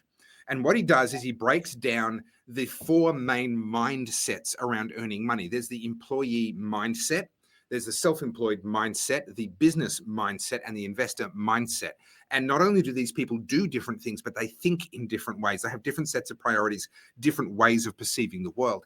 And it actually was a really, really constructive book, not only for helping me to understand myself, but actually helping me to understand other people and being able to sort of switch gears and go, you're talking like an employee. I now have a frame of reference for this conversation and how we can progress this conversation, or talking to someone who's talking like a genuine business person, which is way more rare than people think. Most people who think that they're business people are actually self-employed people when it comes to their mindset.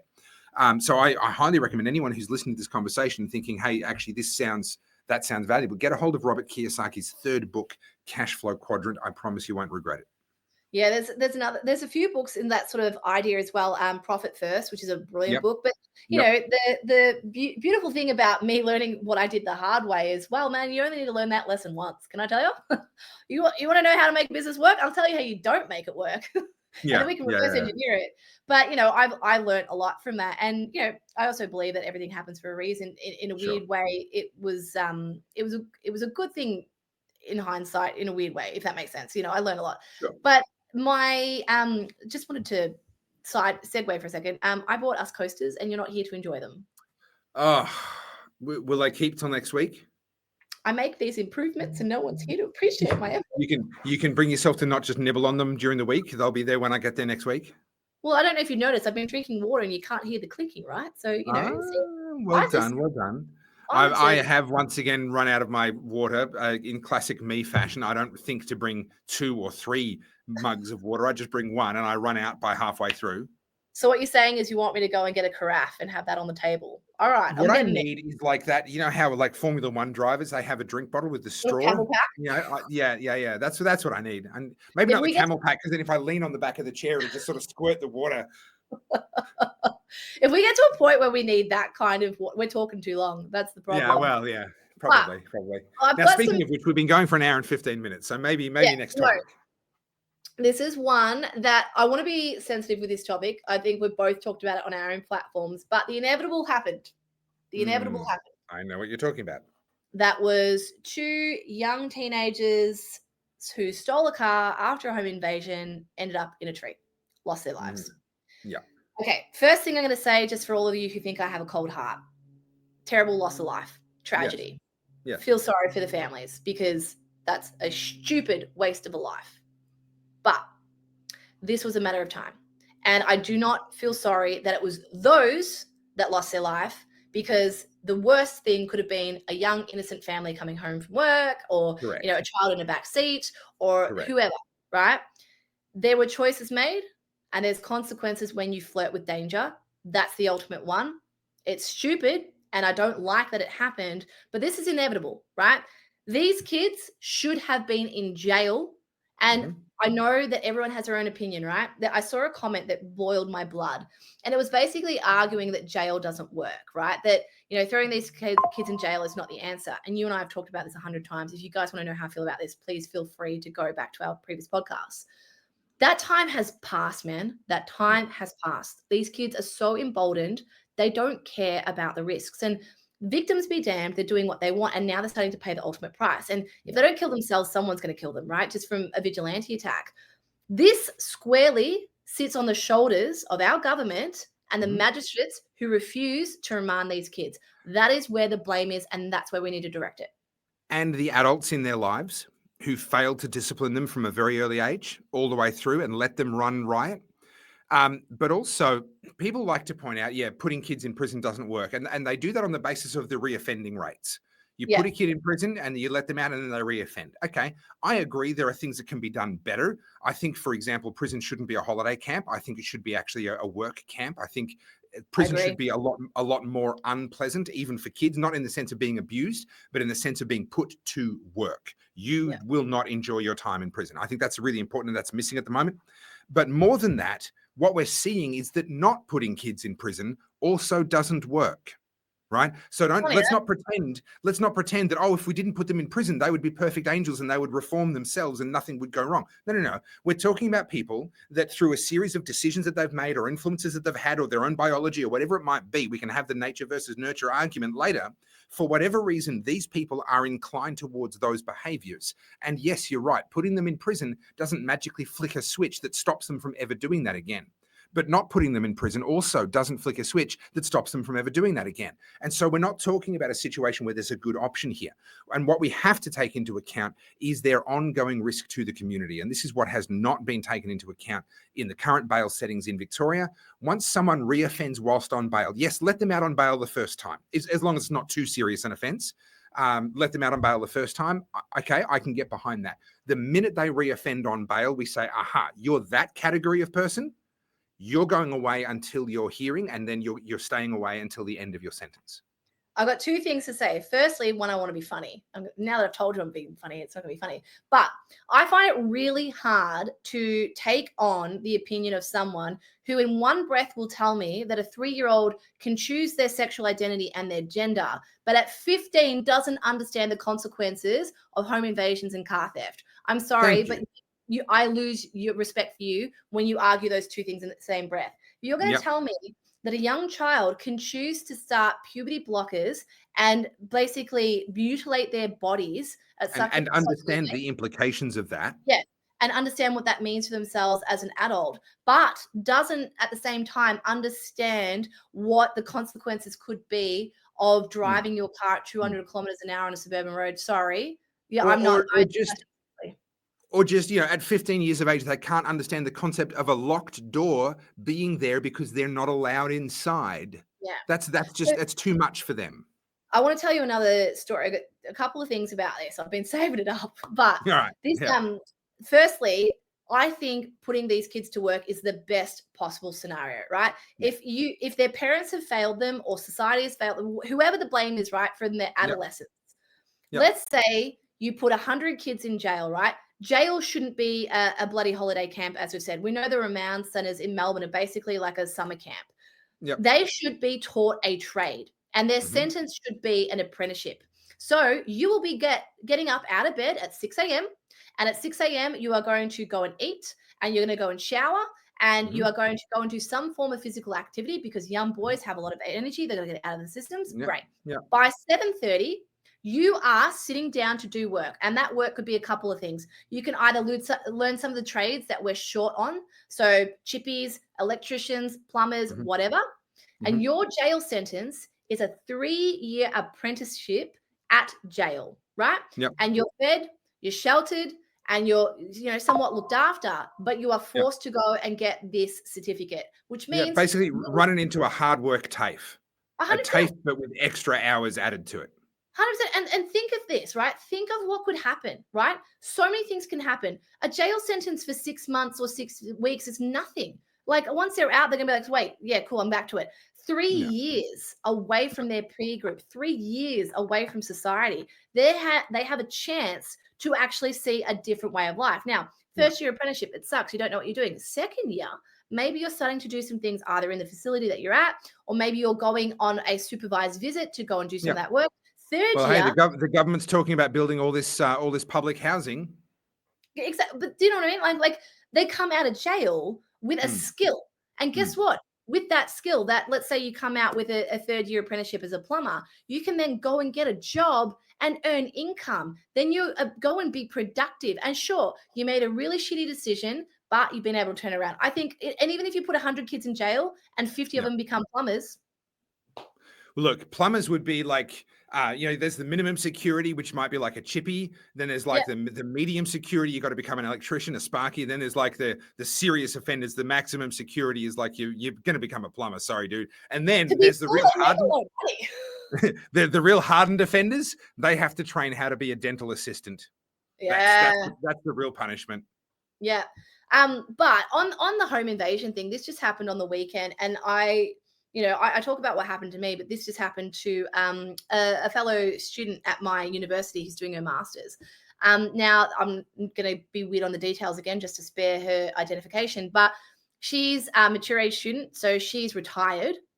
worked her whole life, actually lives up where you live, and her home was broken into. They went at the property when it happened, ransacked, everything stolen. Now, she's in her master's. This is a $45,000 postgraduate degree. She's halfway through. We're in our second trimester. All of her photography gear stolen, all of her files stolen. Everything she has worked on, gone. Now, these thieves were coming for high value goods that they can sell on the market, right? Cameras, great. They stole her hard drive. They stole all of her equipment. Everything, her life's work, gone because of these thieves trying to get, like, you know, a hard drive or something they think they can flog for $100. Yeah, What maybe that $50. is someone's entire career. And so someone in that age group doesn't necessarily understand cloud backups and doing all that sort of stuff. So it's all physically stored on physical hard drives in their house. All of it's gone. And Yeah, wow. she does a lot of analog stuff as well. So she's got a lot of film stuff, a lot of more sort of like obscure stuff that you don't just have, you can't just go and replace. Yeah. And she's now having to make that decision.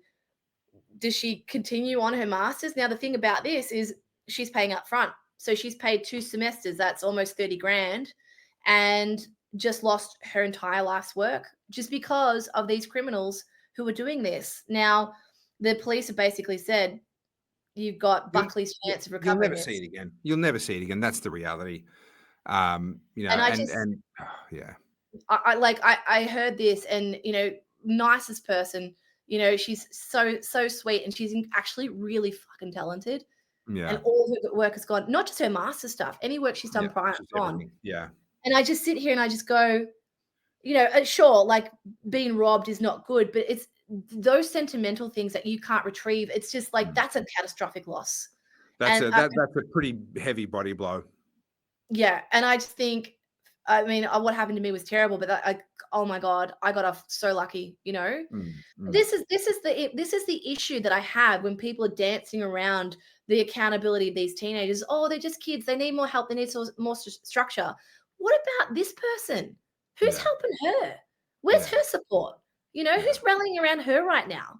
Like, this is the thing about the bleeding heart socialists that I just cannot stand. They put this sort of like minority, or these like feeble little children who don't know what they're doing. They know exactly what they're doing, man. They know exactly what they're doing, and the destruction they leave in their wake. Sorry. And I just sit here and I go, it is long past the time of being cute. We need serious action. And I talk about Nayib Bukele all the time, my mate in El Salvador. We know we can fix it. And I'm not saying we have to do what he's doing, but we know that with swift action, we could reverse this immediately. And people like my friend in my master's project won't be suffering these things any longer. So let me segue slightly. There's a verse in the Bible that says, "Where your treasure is, there will your heart be also." And that verse is specifically talking about investing in building God's kingdom and investing into your spiritual life. But it's a universal truth. It applies across the board. And one of the reasons why young people, these particular let's not tar everyone with the same brush. There's plenty of young people out there going and getting trades and working hard and getting first jobs and all the rest of it. But for these individuals who are causing these kinds of problems, the issue stems from their selfishness. Their heart is only for themselves. And that's because they've only ever done things for themselves. They've only ever invested in themselves. They've been taught to be selfish in many cases. They've been taught to have this main character syndrome. And so then they look at it and go, well, that hard drive might be worth $10,000 to you, but it's worth $50 to me. And $50 to me is worth more because my heart is where I've put my treasure, and all my treasure in all my life has only been put into me. And this comes back to the hard work. When you make people actually work hard and start to invest into other things, what happens is, whether they like it or not, their heart begins to be less focused on themselves and begins to be more focused on other things. They've put their treasure into those things. They've put their blood, their sweat, their tears into things that are external to themselves. And that just begins to shift their entire worldview. So we need to round these kids up. If they're out on bail for the second time and they reoffend, they need to be rounded up. They need to be put to work inside some sort of a training facility. Yes, I agree. Let's teach them skills. But honestly, their time there needs to be less pleasant than my time at boot camp with the Army, right? They need to be put through a boot camp in which they learn practical life skills, and they are forced to work and build and invest time and blood and sweat and tears and treasure into something other than themselves. Yeah. That's kind of like indicative of where we are as a society at the moment. There's been a real social decay around values. And I know we've talked about this before. obviously people moving away from God, you have to replace it with something. And now you've got the self, and the self is at the center of everything. And the problem is we can't all be the main characters in I know. I am. Yeah. It's me. Yeah. But like, this is what they call themselves, main character energy, right? So that they are the center and everything else revolves around them. And then that's when you see people starting to embrace nihilism. Well, if it doesn't matter, we're all going to die anyway, what's the point now? Right. Like you see this with the climate change. Yeah. What I will say is each of us does actually need to take on the responsibility of being the main character within our own life. You are the main character of your life. I'm the main character of my life. The problem becomes when we believe that we're the main character of someone else's life, right? No one's coming to save you apart from Jesus, but no one's going to come and do all your work for you. No one's going to come and live your life for you. Whatever you want to achieve, you've got to be the main character in your life. That's healthy. That's healthy ego, not this egoism of being the main character in everyone else's lives, but actually just accepting responsibility, stepping up. Jordan Peterson, make your bed, take responsibility, get out into the world and leave a mark. You don't have to tiptoe through life not having an impact on anything. You can leave a mark. That's healthy. But what you're talking about is where people go, no, but I'm the main character of your life. Correct. And that's really, really destructive. Yeah, I agree. And yeah, I mean, you're seeing this a lot, but I think that there is obviously a change. It's easy to generalize and say this is everywhere and this is like the end of the world. But I am seeing, I mean, you've brought this up before. You're seeing a lot of people come back to faith. I'm seeing it now. You're seeing a lot of people who are observing what's happening to this lost generation going, I don't want that. I'm going to do it better. And, there are plenty of good examples out there. So it's not always doom and gloom, but it is one of those things where it's sort of like the conversation needs to be had so that we can change the trend, so to speak. Yeah. Yeah. But alrighty, we're an hour and a half in, 1 hour, 30 minutes and 10 seconds. So maybe next time. I'm looking at some things in front of me. So, I mean, there's been some stuff happening in the US. Shall we go across to the US? Sure, let's do that. I wanted to touch on the Tesla stuff because we didn't really talk about it last week. Obviously, there's all this violence, terrorism, people are calling it. What I thought was really interesting, I'm sure plenty of people have talked about the Tesla stuff, but what I think is interesting is how quickly they're finding out, right? The whole fuck around, find out. There was a video that went viral of this older man. When I say older, he was in his 40s, maybe. I can't remember. He's a liberal guy. I'm in my 40s. How dare you call that older? Dude, we're old. I've got a gray hair. Like, look at this thing. It's I know. like I really regret. I wish that I'd hit the record button when I first thought of it rather than allowing another 10 seconds to go by, because then I would have caught you all the way up at the camera doing these ones, trying to tease it out, and I missed it.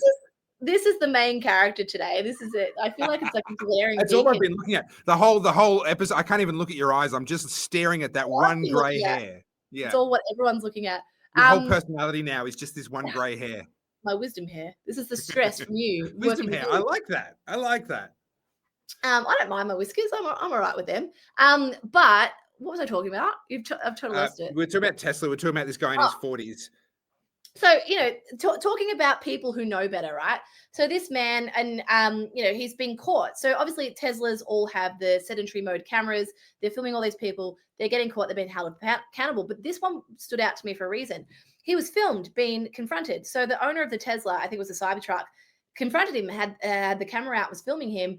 And he's like, you did this. He's like, no, I didn't. No, I didn't use a key. Like, I just smudged it and it didn't work. And like, you see him actively gaslighting because he's caught and he knows he's caught. And what happens when someone's cornered? They try and deflect and, I didn't do it.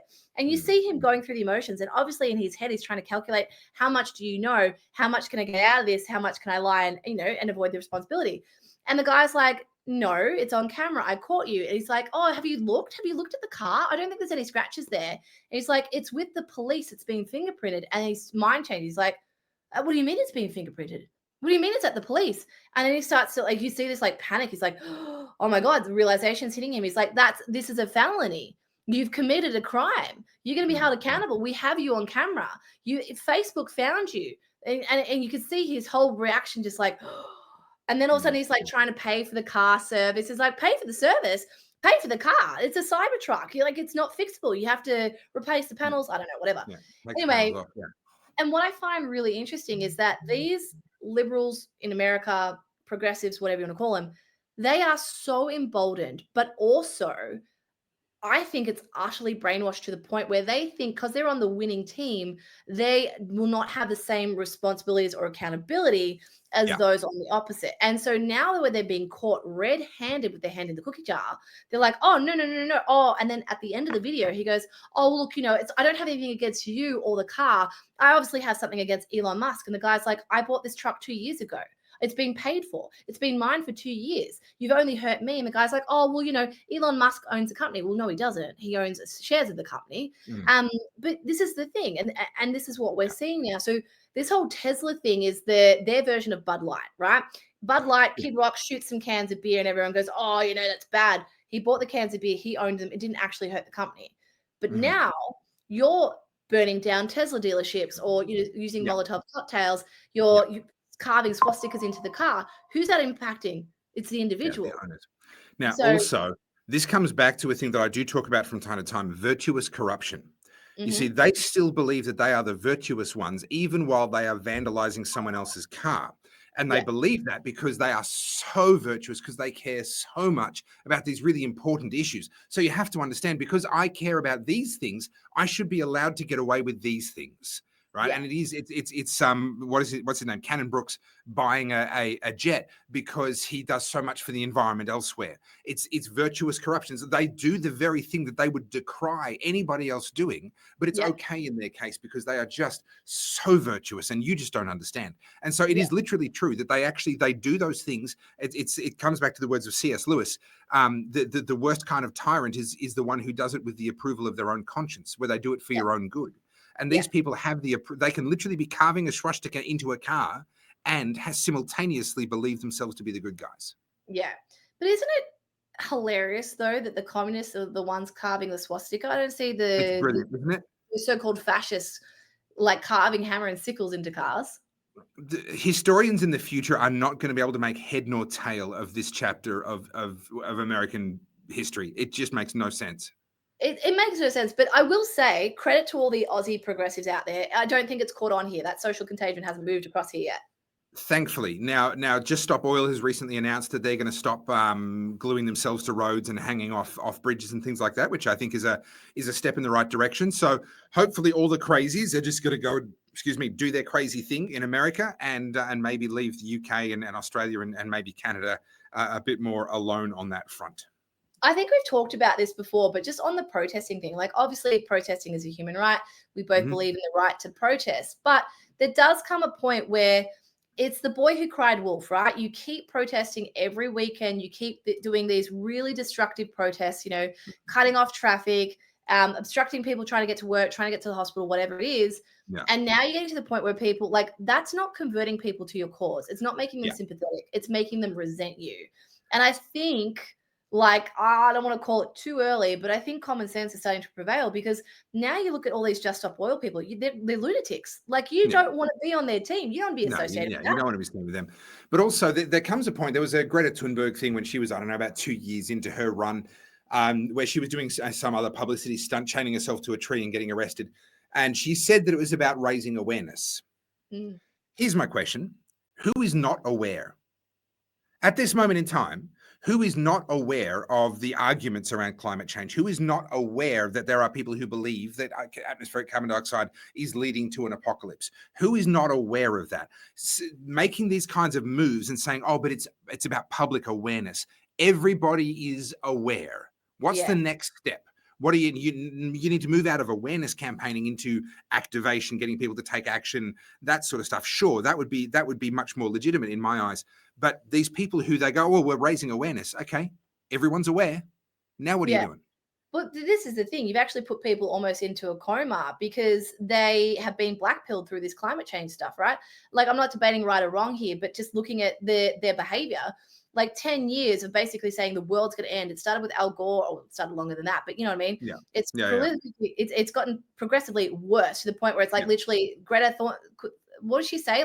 2025 that we'd be dead. She made you've stolen my childhood and my dreams, all that nonsense. Yeah. Well, she made some bold claim that by this particular point in history, everything will be done. But I think obviously time is proving that these people are extreme and they're hyperbolic. And now what you're having is you're seeing the people just having apathy to the cause. So this is not the way to convert people. Screaming at people in the streets is not the way to convert people. Shaming people, canceling people, it's not converting people to your cause. Now what you're getting is people going, oh, enough with this stuff. I'm done. And these movements have all had their high watermarks. They raised awareness. They attracted people to the cause through awareness. Then the awareness reached saturation point. If you're not a climate campaigner yet, you're not going to become one. Right, you and I, when you're not going to change your mind and become a climate campaigner, there is only one direction from here. We've reached peak, right? Like peak woke. Correct. Now peak woke, peak climate change, all of that has peaked, and I think where we're headed is back towards a return to sanity. But as I've said on social media recently, beware the bitter clingers. There are people who will go down with this ship. There are people who will try and take you with them. So it doesn't mean that the fight is over. It doesn't mean that everything's honky-dory, not by a long shot, but it's peaked, and we're now beginning to regress back to a much more sane time. Speaking of bitterness, there is something that has happened this week that I'm very bitter about. And that is Val Kilmer has passed away. Oh, I didn't know that. Didn't you? Oh, no. Yes. I enjoyed him in Broken Arrow. It was probably my favorite role with him. He was also Batman, was he not? He was. He was the hottest Batman, in my opinion, but he was Iceman. Most importantly. Iceman. Yeah, I never got into that. Yeah, okay. I mean, sorry. I never got into the original Top Gun. Sorry, what? I think we're done. We're done. I think my older brothers did. But what are you talking about? Yeah, no, that wasn't. He was in. No, do you know a really good movie that he was in that I love with Michael Douglas called The Ghost in the Darkness? Brilliant movie about the Savo lion man-eating lions. Real story. Oh, right. Yeah, okay. Brilliant movie. If anyone wants to go watch it, brilliant movie. But yeah, that was. Well, I'm sorry to hear about your loss, Carly. I didn't know you were such a fan. He was only 65, very young. Yeah, very young. Back to Australian shores. I want to talk about Albanese. Anthony Albanese, I can't use my words today, has been challenged in public by a bunch of either independent journalists or independent media, asking him questions about immigration, and he's all in a flutter, can't answer questions on the fly, which brings me to my point that we no longer seem to have leaders who are able to actually answer the tough questions, even though he'll tell you he will. Okay, contrast that with Donald Trump, who will invite the media into the Oval Office for one of the signing of his executive orders, and he will converse with them. He'll be back and forth with them, sometimes for 2 hours. Yeah. Right? Not normally, but there are times up to 2 hours of back and forth with the media directly with the President of the United States. Compare that to Joe Biden. Compare that to Anthony Albanese. There is something really strange going on. So I was actually just interviewing earlier. I haven't released this video yet, but there's a video coming out later today or sometime where I'm interviewing Barclay McGain. Now, he's up in Queensland. He's a young guy, and he's simply been showing up to Greens and Climate 200 type meetings. And when they take questions from the audience, he's just simply getting the microphone and simply very politely asking the question about how much the energy transition is going to cost and what the energy prices will be when it's done. And he's literally being escorted out by security. He's being escorted out by security for the crime of asking a question and having his phone recording in a meeting where there's already a recording going on. Yeah. So clearly questions are not allowed anymore. This is not a culture, a society in which questioning authority is permitted anymore. Well, because they can't go off script. Well, they can't. And what this shows is the vacuousness, the emptiness of these people that end up in these positions. They didn't get there through competence. Yeah. There's that expression of a post turtle. If you see a turtle on its belly, on its shell, on top of a post, you don't know how it got there, but you know it didn't get there by itself. Correct. All right. These guys are post turtles. They didn't get there by themselves. Which brings me again back to this whole podcast sphere, right? Like there's all this discussion around the brosphere, like, Stephen Bartlett, Joe Rogan, Theo Von, all these guys, Patrick Bet-David, who own the podcast thing. And the left keeps saying, oh, we need our own podcast. We need to do this. And then they've tried. They keep trying to do these podcasts and they are the same playbook, right? Yeah. Which is why we were talking about the fact that, we're at an hour and 42 minutes and we haven't run out of anything to talk about. We're just sparring back and forth. We're talking about ideas and it's flowing. It's a natural conversation. Yeah. None of this, and to object to that person last week who made the comment of just get straight into it. This isn't a news channel. Well, I'm not reading a news bulletin. This is a conversation, and this is what happens in conversations. You have tangents. And what we're seeing is a lot of our leaders cannot have conversations. All they can do is stick to their bullet points, their talking points. And so when they get a question that's not like in their question list, they don't know how to answer it because they haven't gone through their PR teams. They haven't gone through their focus groups to know the right way to say it. And they don't want to be on mic saying something that the punters might not like. And what that is a symptom of is the fact that they don't actually have any beliefs of their own. They don't have any values of their own. All they have is what they've been told will appeal to the voting public, because all they actually care about is getting elected, getting the paycheck, getting the privilege, getting the position, getting the perks. They're not in there because they want to make a difference in any specific ways. They're in there because they want to be in there. And so they only want to say the things that have been pre-approved and pre-tested and focus grouped. Daniel Andrews did this famously in Victoria during lockdowns. Now, Daniel Andrews had a private office whose entire job was to go and survey the public to know exactly what the public sentiment was before he took a press conference. And everything he did was manufactured. And I don't remember the exact number, but the budget spent on them during COVID was in the multiple millions. I don't remember what it was, but it was in the multiple millions of dollars. And look, I hate giving people compliments, but Daniel Andrews did this brilliantly. He was a brilliant politician. He's a brilliant politician. Give the devil his due. He is a brilliant politician. You can say that, but it's very accurate. And this is the thing, you have to admit when people are good at things. And he was a brilliant politician because he did exactly that. He went and surveyed the public, got the public sentiment, and then went on TV and just basically parroted back what they wanted to hear, which is why people are like, oh, he gets me. He listens to me. This is such an important key that you bring up, because people make this mistake with me, and I've made it with you before as well, where you say something that they now disagree with, and they come at you going, oh, I used to think you were great. I used to think you were really smart. Now I realize you're just a shill for whatever, right? And you're like, no. You used to hear your thoughts come out of my mouth. That's why you liked me. You didn't like me because of my thoughts. You didn't actually respect my thought processes. You didn't give a rat's about that. You liked me because you heard your thoughts coming out of my mouth. And the minute something other than your thoughts came out of my mouth, you flicked a switch and you went all the way the other way, which means you never respected me and my thought processes in the first place. The people whose opinions I actually care a little bit about are the ones who have sparred with me over time. And yet, in good faith, like the ones that are genuinely testing ideas and wanting to have genuine good faith conversation. And when they come back to me and go, Topher, no, I think you're completely wrong on this, I actually give them much more attention than I give either to the people that love me or to the people that do that kind of nonsense. Because those are the people that are actually taking ideas and testing ideas, not just do I agree with you or not. Yeah. This is something that my partner and I do a lot. Like we sit there like, I'm wanting to be better on these podcasts because I feel like we're getting more and more eyes on us, and I want to have the facts. I want to come to the table with like understanding what's happened. If we're going to bring a topic up, I want to understand the nuance. Yeah. And so G and I will sit there going through X or whatever, and we look up things and we're using AI to help us research and whatever, just to bring me up to speed.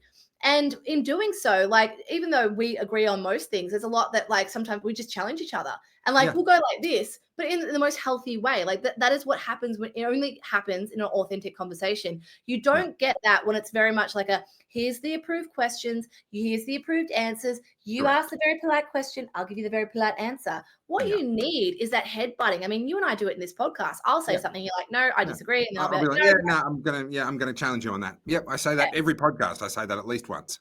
Yeah, and it's important because it's like, again, I only have my life experience and my viewpoint, and I'm coming to this with a very binary view because this is what I've seen and view. You have a totally different life. That is what is missing very much now in our culture. Again, I said this at the beginning of the podcast, is access to these kind of conversations, which is why the right have done really well. Why? Because they were blocked out of the public sphere. They weren't allowed to speak. That everything was suppressed. If you didn't go along with the woke narrative, you got deplatformed, you got silenced, you got shadow banned. You and I have been through this. But now what's happened is we went elsewhere. We went and had the same conversations we wanted to have on other platforms. And we've learned how to get along with people we disagree with. So we can have debate within a relatively broad ideological sort of container Whereas on the left, because they've had access to these echo chambers, they've lived in these echo chambers, they haven't learned how to have robust, good faith conversations. This is what Daniel Andrews did. So he went out there, he market tested, he found out what people wanted to hear, just so that their ideas could come out of his mouth. He fed that to them, and then there was zero tolerance for anyone who thought differently.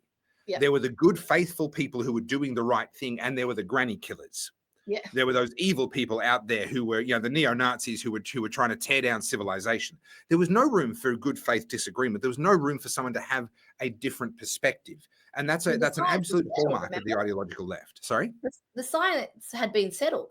Oh, the science had absolutely been settled. But as a result, when you listen to a lefty podcast, you don't have to listen to a podcast. Look at The View. And look at The Project. I try not to. Right. Look at ABC's Q&A, where they actually go out of their way to try and have debate, and yet so often they fail. They don't even succeed in having a debate because they end up actually just everyone's in the same ideological basket. So they can't serve each other enough. This is the problem, right? Like, this is what happens when you're ideology first, because you don't want to be the one with the faux pas saying the wrong pronoun or going against some minority. So what happens is they self-censor. So even though they might have a viewpoint, they're like, oh, but not say that because that might all. And so this is what happened to the left in their conversations, which is why their podcasts didn't do well. Like, you had Anthony Albanese on Abbey Chatfield. It was rehearsed. This is the answer to this checked question. I think there might be a period of time where they self-censor, but I think that very quickly shifts actually where they go beyond asking themselves what their opinion is. There isn't a case of, I have an opinion, but I better not say it. It's they skip that step entirely and they go straight to what should I say? Yeah. Yeah. You see this a lot, which brings me up to our next story. Now, this is a bit not pop culture. It's culture. You may have missed this, but this is, I think, so important. And this involves Candace Owens, House and Habit, and House and Habit's press pass to the White House. Listen, you have fun. I'm going to have a nap on the floor. You call me on the phone. I'll set it to vibrate. Call me on the phone when you're done, okay? Mate, I don't want to know what you're doing with vibrators, all right? Let's get back to the story. Yeah. You remember how I criticized you for phrasing earlier today? Yeah, maybe I should have taken a leaf out of my own book there. Got that. Yeah. Okay, so the reason this matters is for a couple of reasons, right? Candace Owens is a firebrand. She's a renegade. She's always been a bit of a loose cannon. That's literally her brand. She is known for her takedowns, right? Yeah. And all I know is I never want to be on the wrong side of Candace Owens. That's what I know, right? Yeah. And this is the thing. I don't necessarily agree with her on everything. There's a lot of things that I liked her Bridget McCrone series. I like what she's done with Ryan Reynolds, but there's a few things that she said. I'm like, But again, I take what I like. I ignore the rest. It's subjective. But what I like about Candace Owens is she's consistent. That's who she is. She is her own person, right? And then you've got House and Habit, which is a massive influencer on Instagram. She's got well over 1 million followers. She was a mummy blogger who then started going into, she got really big during the Johnny Depp Amber Heard thing because she went to the trial and she was doing coverage of the trial. And then she did the Ghislaine Maxwell trial in New York. And then she moved across into politics. She followed the RFK campaign trail. And now she's made her way into Mar-a-Lago with MAGA. And now she has access to the White House, which is great. Good on her. But the interesting thing about this is what happens when you start to live in an echo chamber and you get, I say too big for your boots, but you don't have people around you who challenge you. You have people who coalesce to what you demand. Yeah. House and Habit, and I hate saying this because I'm a big fan of Jess, but I know you're a big fan, so I'm actually quite curious to know what's about to come out of your mouth. This is what's important, right? You need to be able to critique people that you agree with. You cannot live in these echo chambers because what Jess did over the weekend was abhorrent, in my opinion. And I'll tell you what she did just to bring you up to speed. Yeah, because I've got no idea. So Jess runs a really big Substack, and that's where all her income comes from, right? And through her really big audience, she now has access to the President of the United States. She's at Mar-a-Lago. She gets invited to Donald Trump Jr.'s parties. So she's literally an inside man here now. And you got to think about what kind of responsibility that comes with. Sure. And now with the White House, they've opened up the press pack to have independent journalists, which is a massive responsibility, which tells me that the culture has shifted to a point where now, obviously, the Trump administration realizes how important these independent voices are. Now, obviously, you and I are in this sort of space. We're nowhere near as big, but there's always this term grifter thrown around. Oh, they're trying to grift. It's always nefarious. But Jess has built up a lot of incredible rapport with her with her audience for being this like independent voice. Now, she doesn't say she's not biased. She still has her opinion. She's just not paid by big companies to parrot their opinions. So it's her opinion. Anyway, so Jess has grown her Substack, and she had a collection of other writers under her. And she had her best friend of 14 years, Denise, who was the photographer. And so Denise and her would go to these events. Denise would take all the photos. House and Habit would write all the articles. But then she had other writers who were doing other things that didn't particularly interest Jess. One was Emily. And then do you remember this Olivia Newsy thing around RFK having an affair just before the election? Oh, yeah. Olivia Nunzi, I think her name is. She was a writer for the New York Times. So she's in her 30s. She had like a digital affair with RFK. They were sexting or something. I don't know enough about it.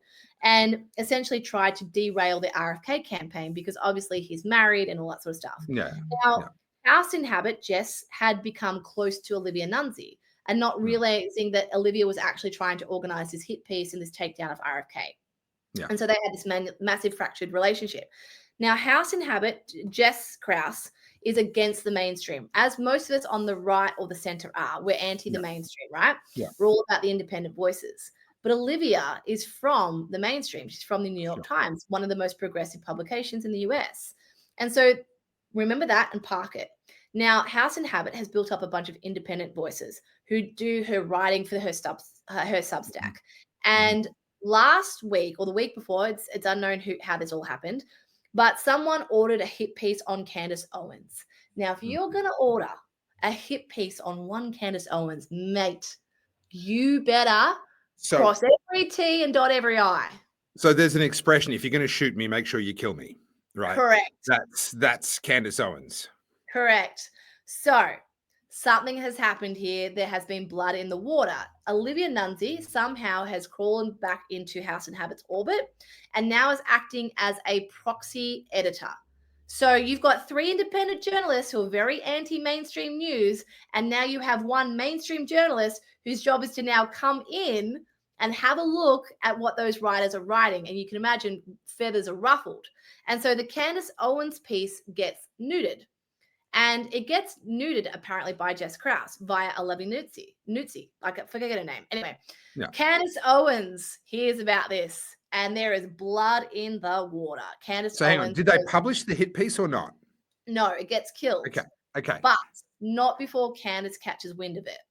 Right. And so Jess from House and Habit, in her attempt to try and like sweep this all under the rug and smooth it over, throws all of her writers under the bus in the most egregious, disgusting way. And this, in my opinion, is pretty unforgivable.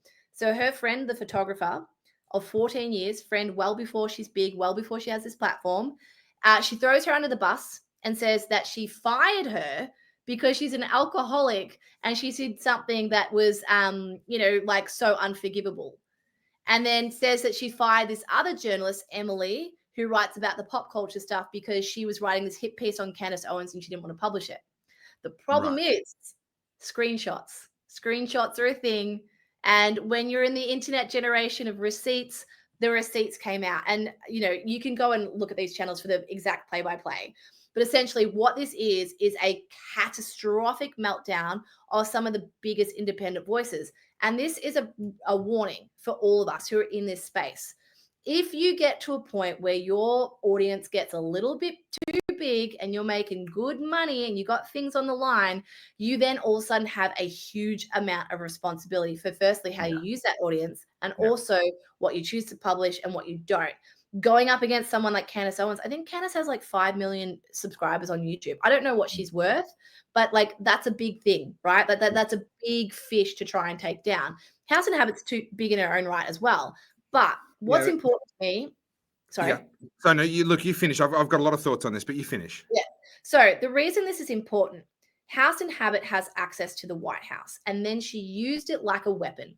And I kid you not only did she throw her best friend of 14 years under the bus by basically telling the entire world she's an alcoholic, whether or not that's true or not, it's no one's business. That's a very private battle. How dare you put that out in the public sphere?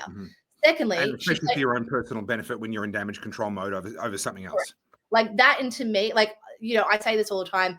I have a very strict level of like code of values, and that to me is like you're crossed out. I find that unforgivable, right? That's a line that you can never cross. Anyway, causing deliberate damage, deliberate malicious damage is unforgivable in my opinion. Anyway, and so now all the receipts are coming out, and we see that House and Habit did want to have this hit piece done, but was worried she was going to get sued, so then it stopped. So okay, now you're worried about you built this platform of being an independent journalist and not caring and taking money from things, but now you're being very careful, delicately dancing around the subject, because all of a sudden you have this key to the White House. So now you are altering the way that you're showing up. When you built a platform and an audience of doing it this way, you're now going, oh, hang on a minute. I really like having access to Mar-a-Lago. I really like having access to this. I want to be really careful. And then you have someone like Candace Owens, and I've got to say I'm on Team Candace here, because Candace don't give a fuck. She do what she wants. And to me, I'm not saying I agree with her, but I appreciate anyone that is that unapologetically authentic. Because that kind of deal with the devil for the sake of access is exactly why the mainstream media became the mainstream media. That the leverage of, well, if you don't say things that we like, or if you keep saying things we don't like, we will take you out of the press pool. We will stop you having access to, the Prime Minister will no longer notify you when he's going to do a doorstop press conference. You'll have to hear it on the grapevine. That kind of control of access is one of the ways in which the mainstream media ended up being tamed and being kowtowing to the powers that be. But also, you remember we talked about the absolutely botched release of the Epstein files, and how there were these influencers inside the White House playing amateur hour with big grins on their faces, showing off these binders, completely missing the gravitas of the moment that they were representing. And I said at the time, and this is important to reiterate, I am not a journalist. I'm a commentator. And there is a very real difference between those two things. If I wanted to be a journalist, I would go and study journalism, right? It is genuinely, and I'm not someone who would go to university just for any old thing. But if I wanted to call myself a journalist, I would go and study journalism, because there is a mindset. Now, yes, okay, we could complain about modern degrees and all the rest of it. And I agree, there's a lot of issues there. But journalism in its proper form, there is a mindset. There is an impartiality. There is a detachment. There is a gravity that is supposed to be brought to that role. And obviously not all of them do that. But what we're seeing now with podcasters and influencers being given the status and the access of a journalist, they're really actually doing a lot of harm. It's a little bit like a diversity hire, right? They weren't ready for the prime time. And now that they got there, they got too big for their boots, and now they're doing damage for the rest of us. Because there are, and I'm going to name names, someone like Rebecca Barnett in West Australia, an Australian journalist who I consider to be outstanding, and she has studied journalism. But she's also extremely good at what she does. I want her inside. Sorry? She's a wordsmith. She's a wordsmith, and her insight and ability to put things. I want her inside the White House. Yeah. Don't give me some. I don't want to be inside the White House. I don't have that. Whatever that is, that's different to what I do. Okay, I'm really good at what I do, but it's not that. And we want the right people to have that kind of access. And when we see a moment in time where for the first time new media are being given access, but it's being given to people that aren't ready for it and that can't handle it and don't have the gravitas for it, then unfortunately that's a door that is very likely to get closed. Can you imagine a President Vance tolerating that kind of nonsense if he gets elected in 4 years' time and the new media haven't sorted their shit out? They will get kicked back out of the White House press pool in a heartbeat, and so they should be.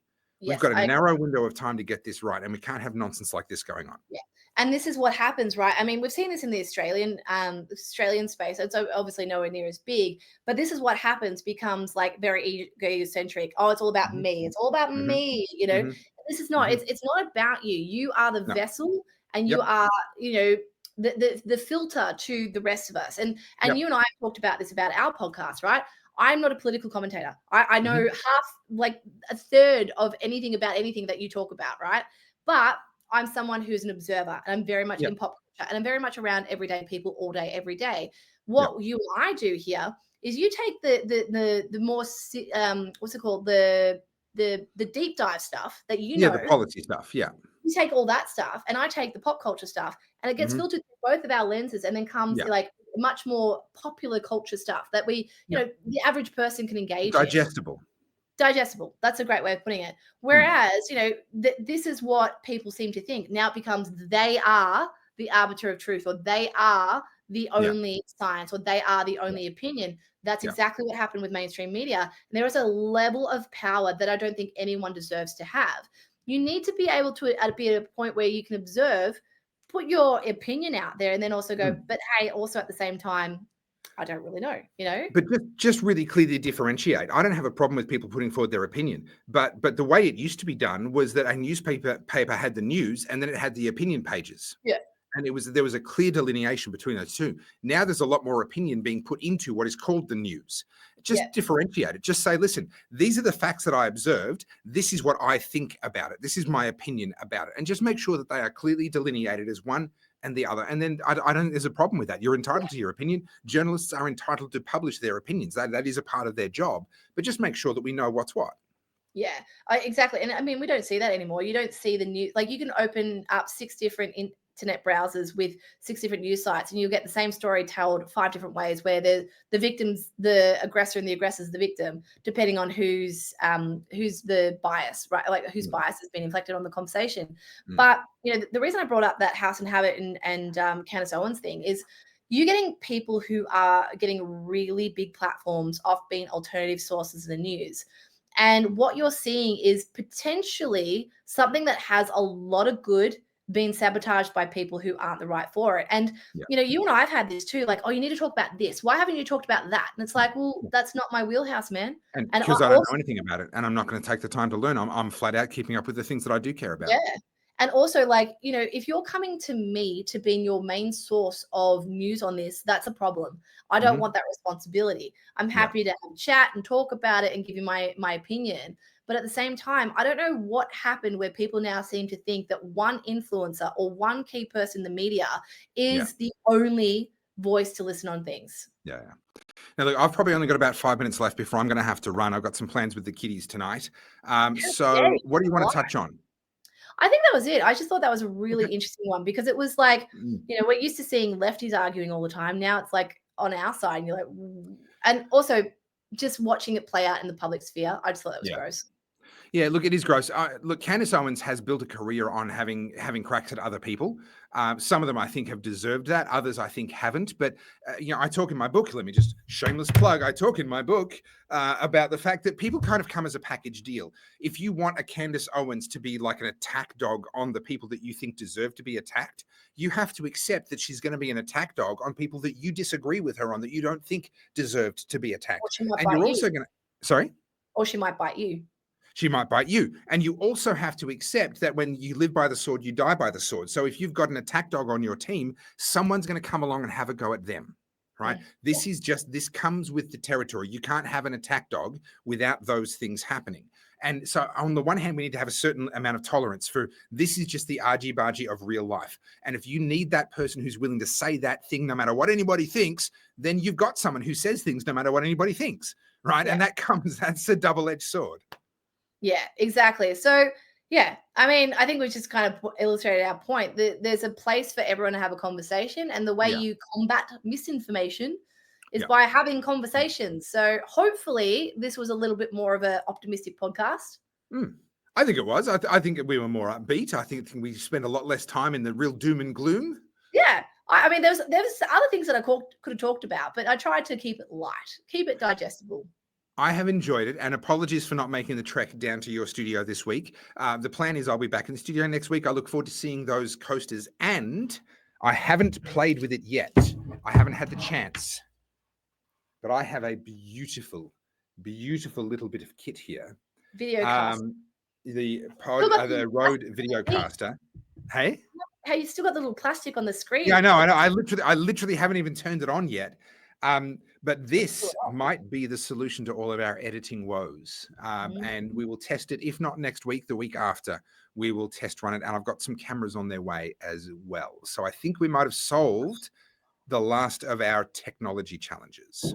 Guys, can I just invite you, if this is the first episode of the Oddcast that you're watching, please go and look at the very first one and see just how far we have come in just 3 months. Like exponential growth. Do you remember back in the day when we first started how you had laboriously put all of that sound deadening up on the walls and then it all just started falling off because the little sticky things weren't good? And it looked shit house. Yes, I do. I have spent the last couple of days plastering the walls that you can't see with these, and they're sticky on the back, so they actually stick on. They stick on really well, but you can't see it. But all these walls around here are covered in these, and I've in total there are over 500 tiles, and I'm still putting them on. Yeah. It's a big process, but also, good news for everyone. We have an Oddcast YouTube channel now. Yes. So we have to talk about this because I assume we're going to put this up on the Oddcast YouTube channel directly, then blast it onto all of our socials to try and get people to go there. And then perhaps like in the following day or two, put it up on our own channels as usual. And then people, when they get to the end, will find out that they should have listened a few days ago on the Oddcast YouTube channel directly. The reason being, guys, and this is something that obviously Topher is mindful about and I'm mindful about, is there are certain algorithm gods at play. There are also platform rules and responsibilities that we have to adhere to.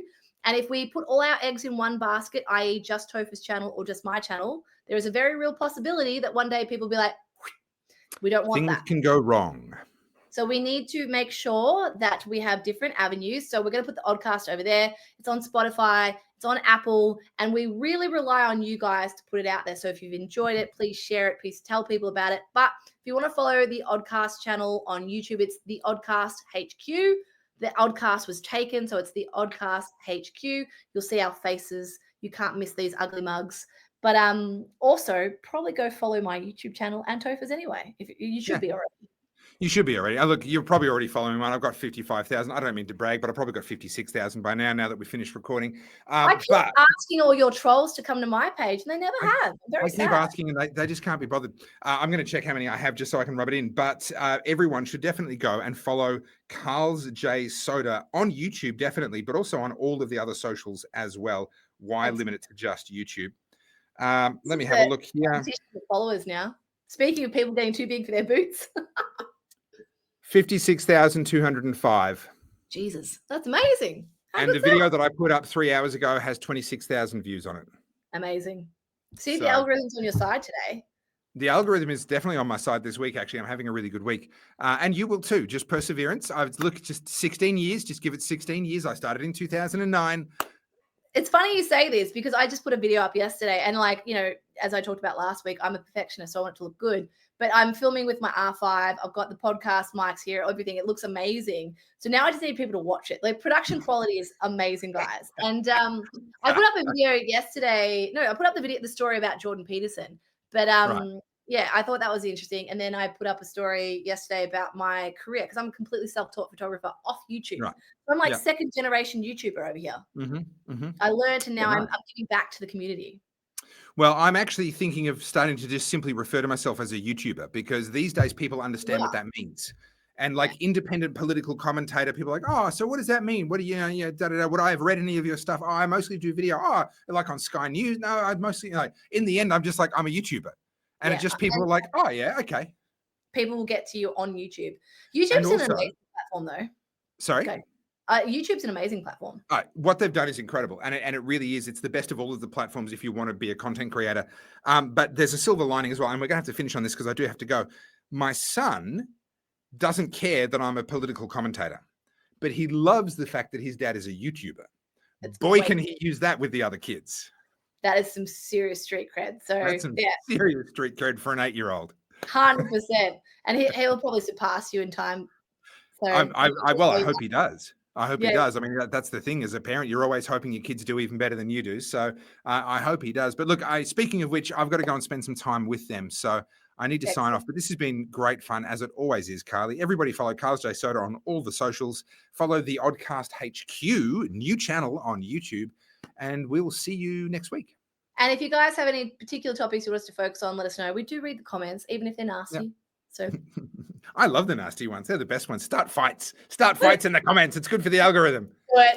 All right, guys. We'll see you in the next one. All right, we're out.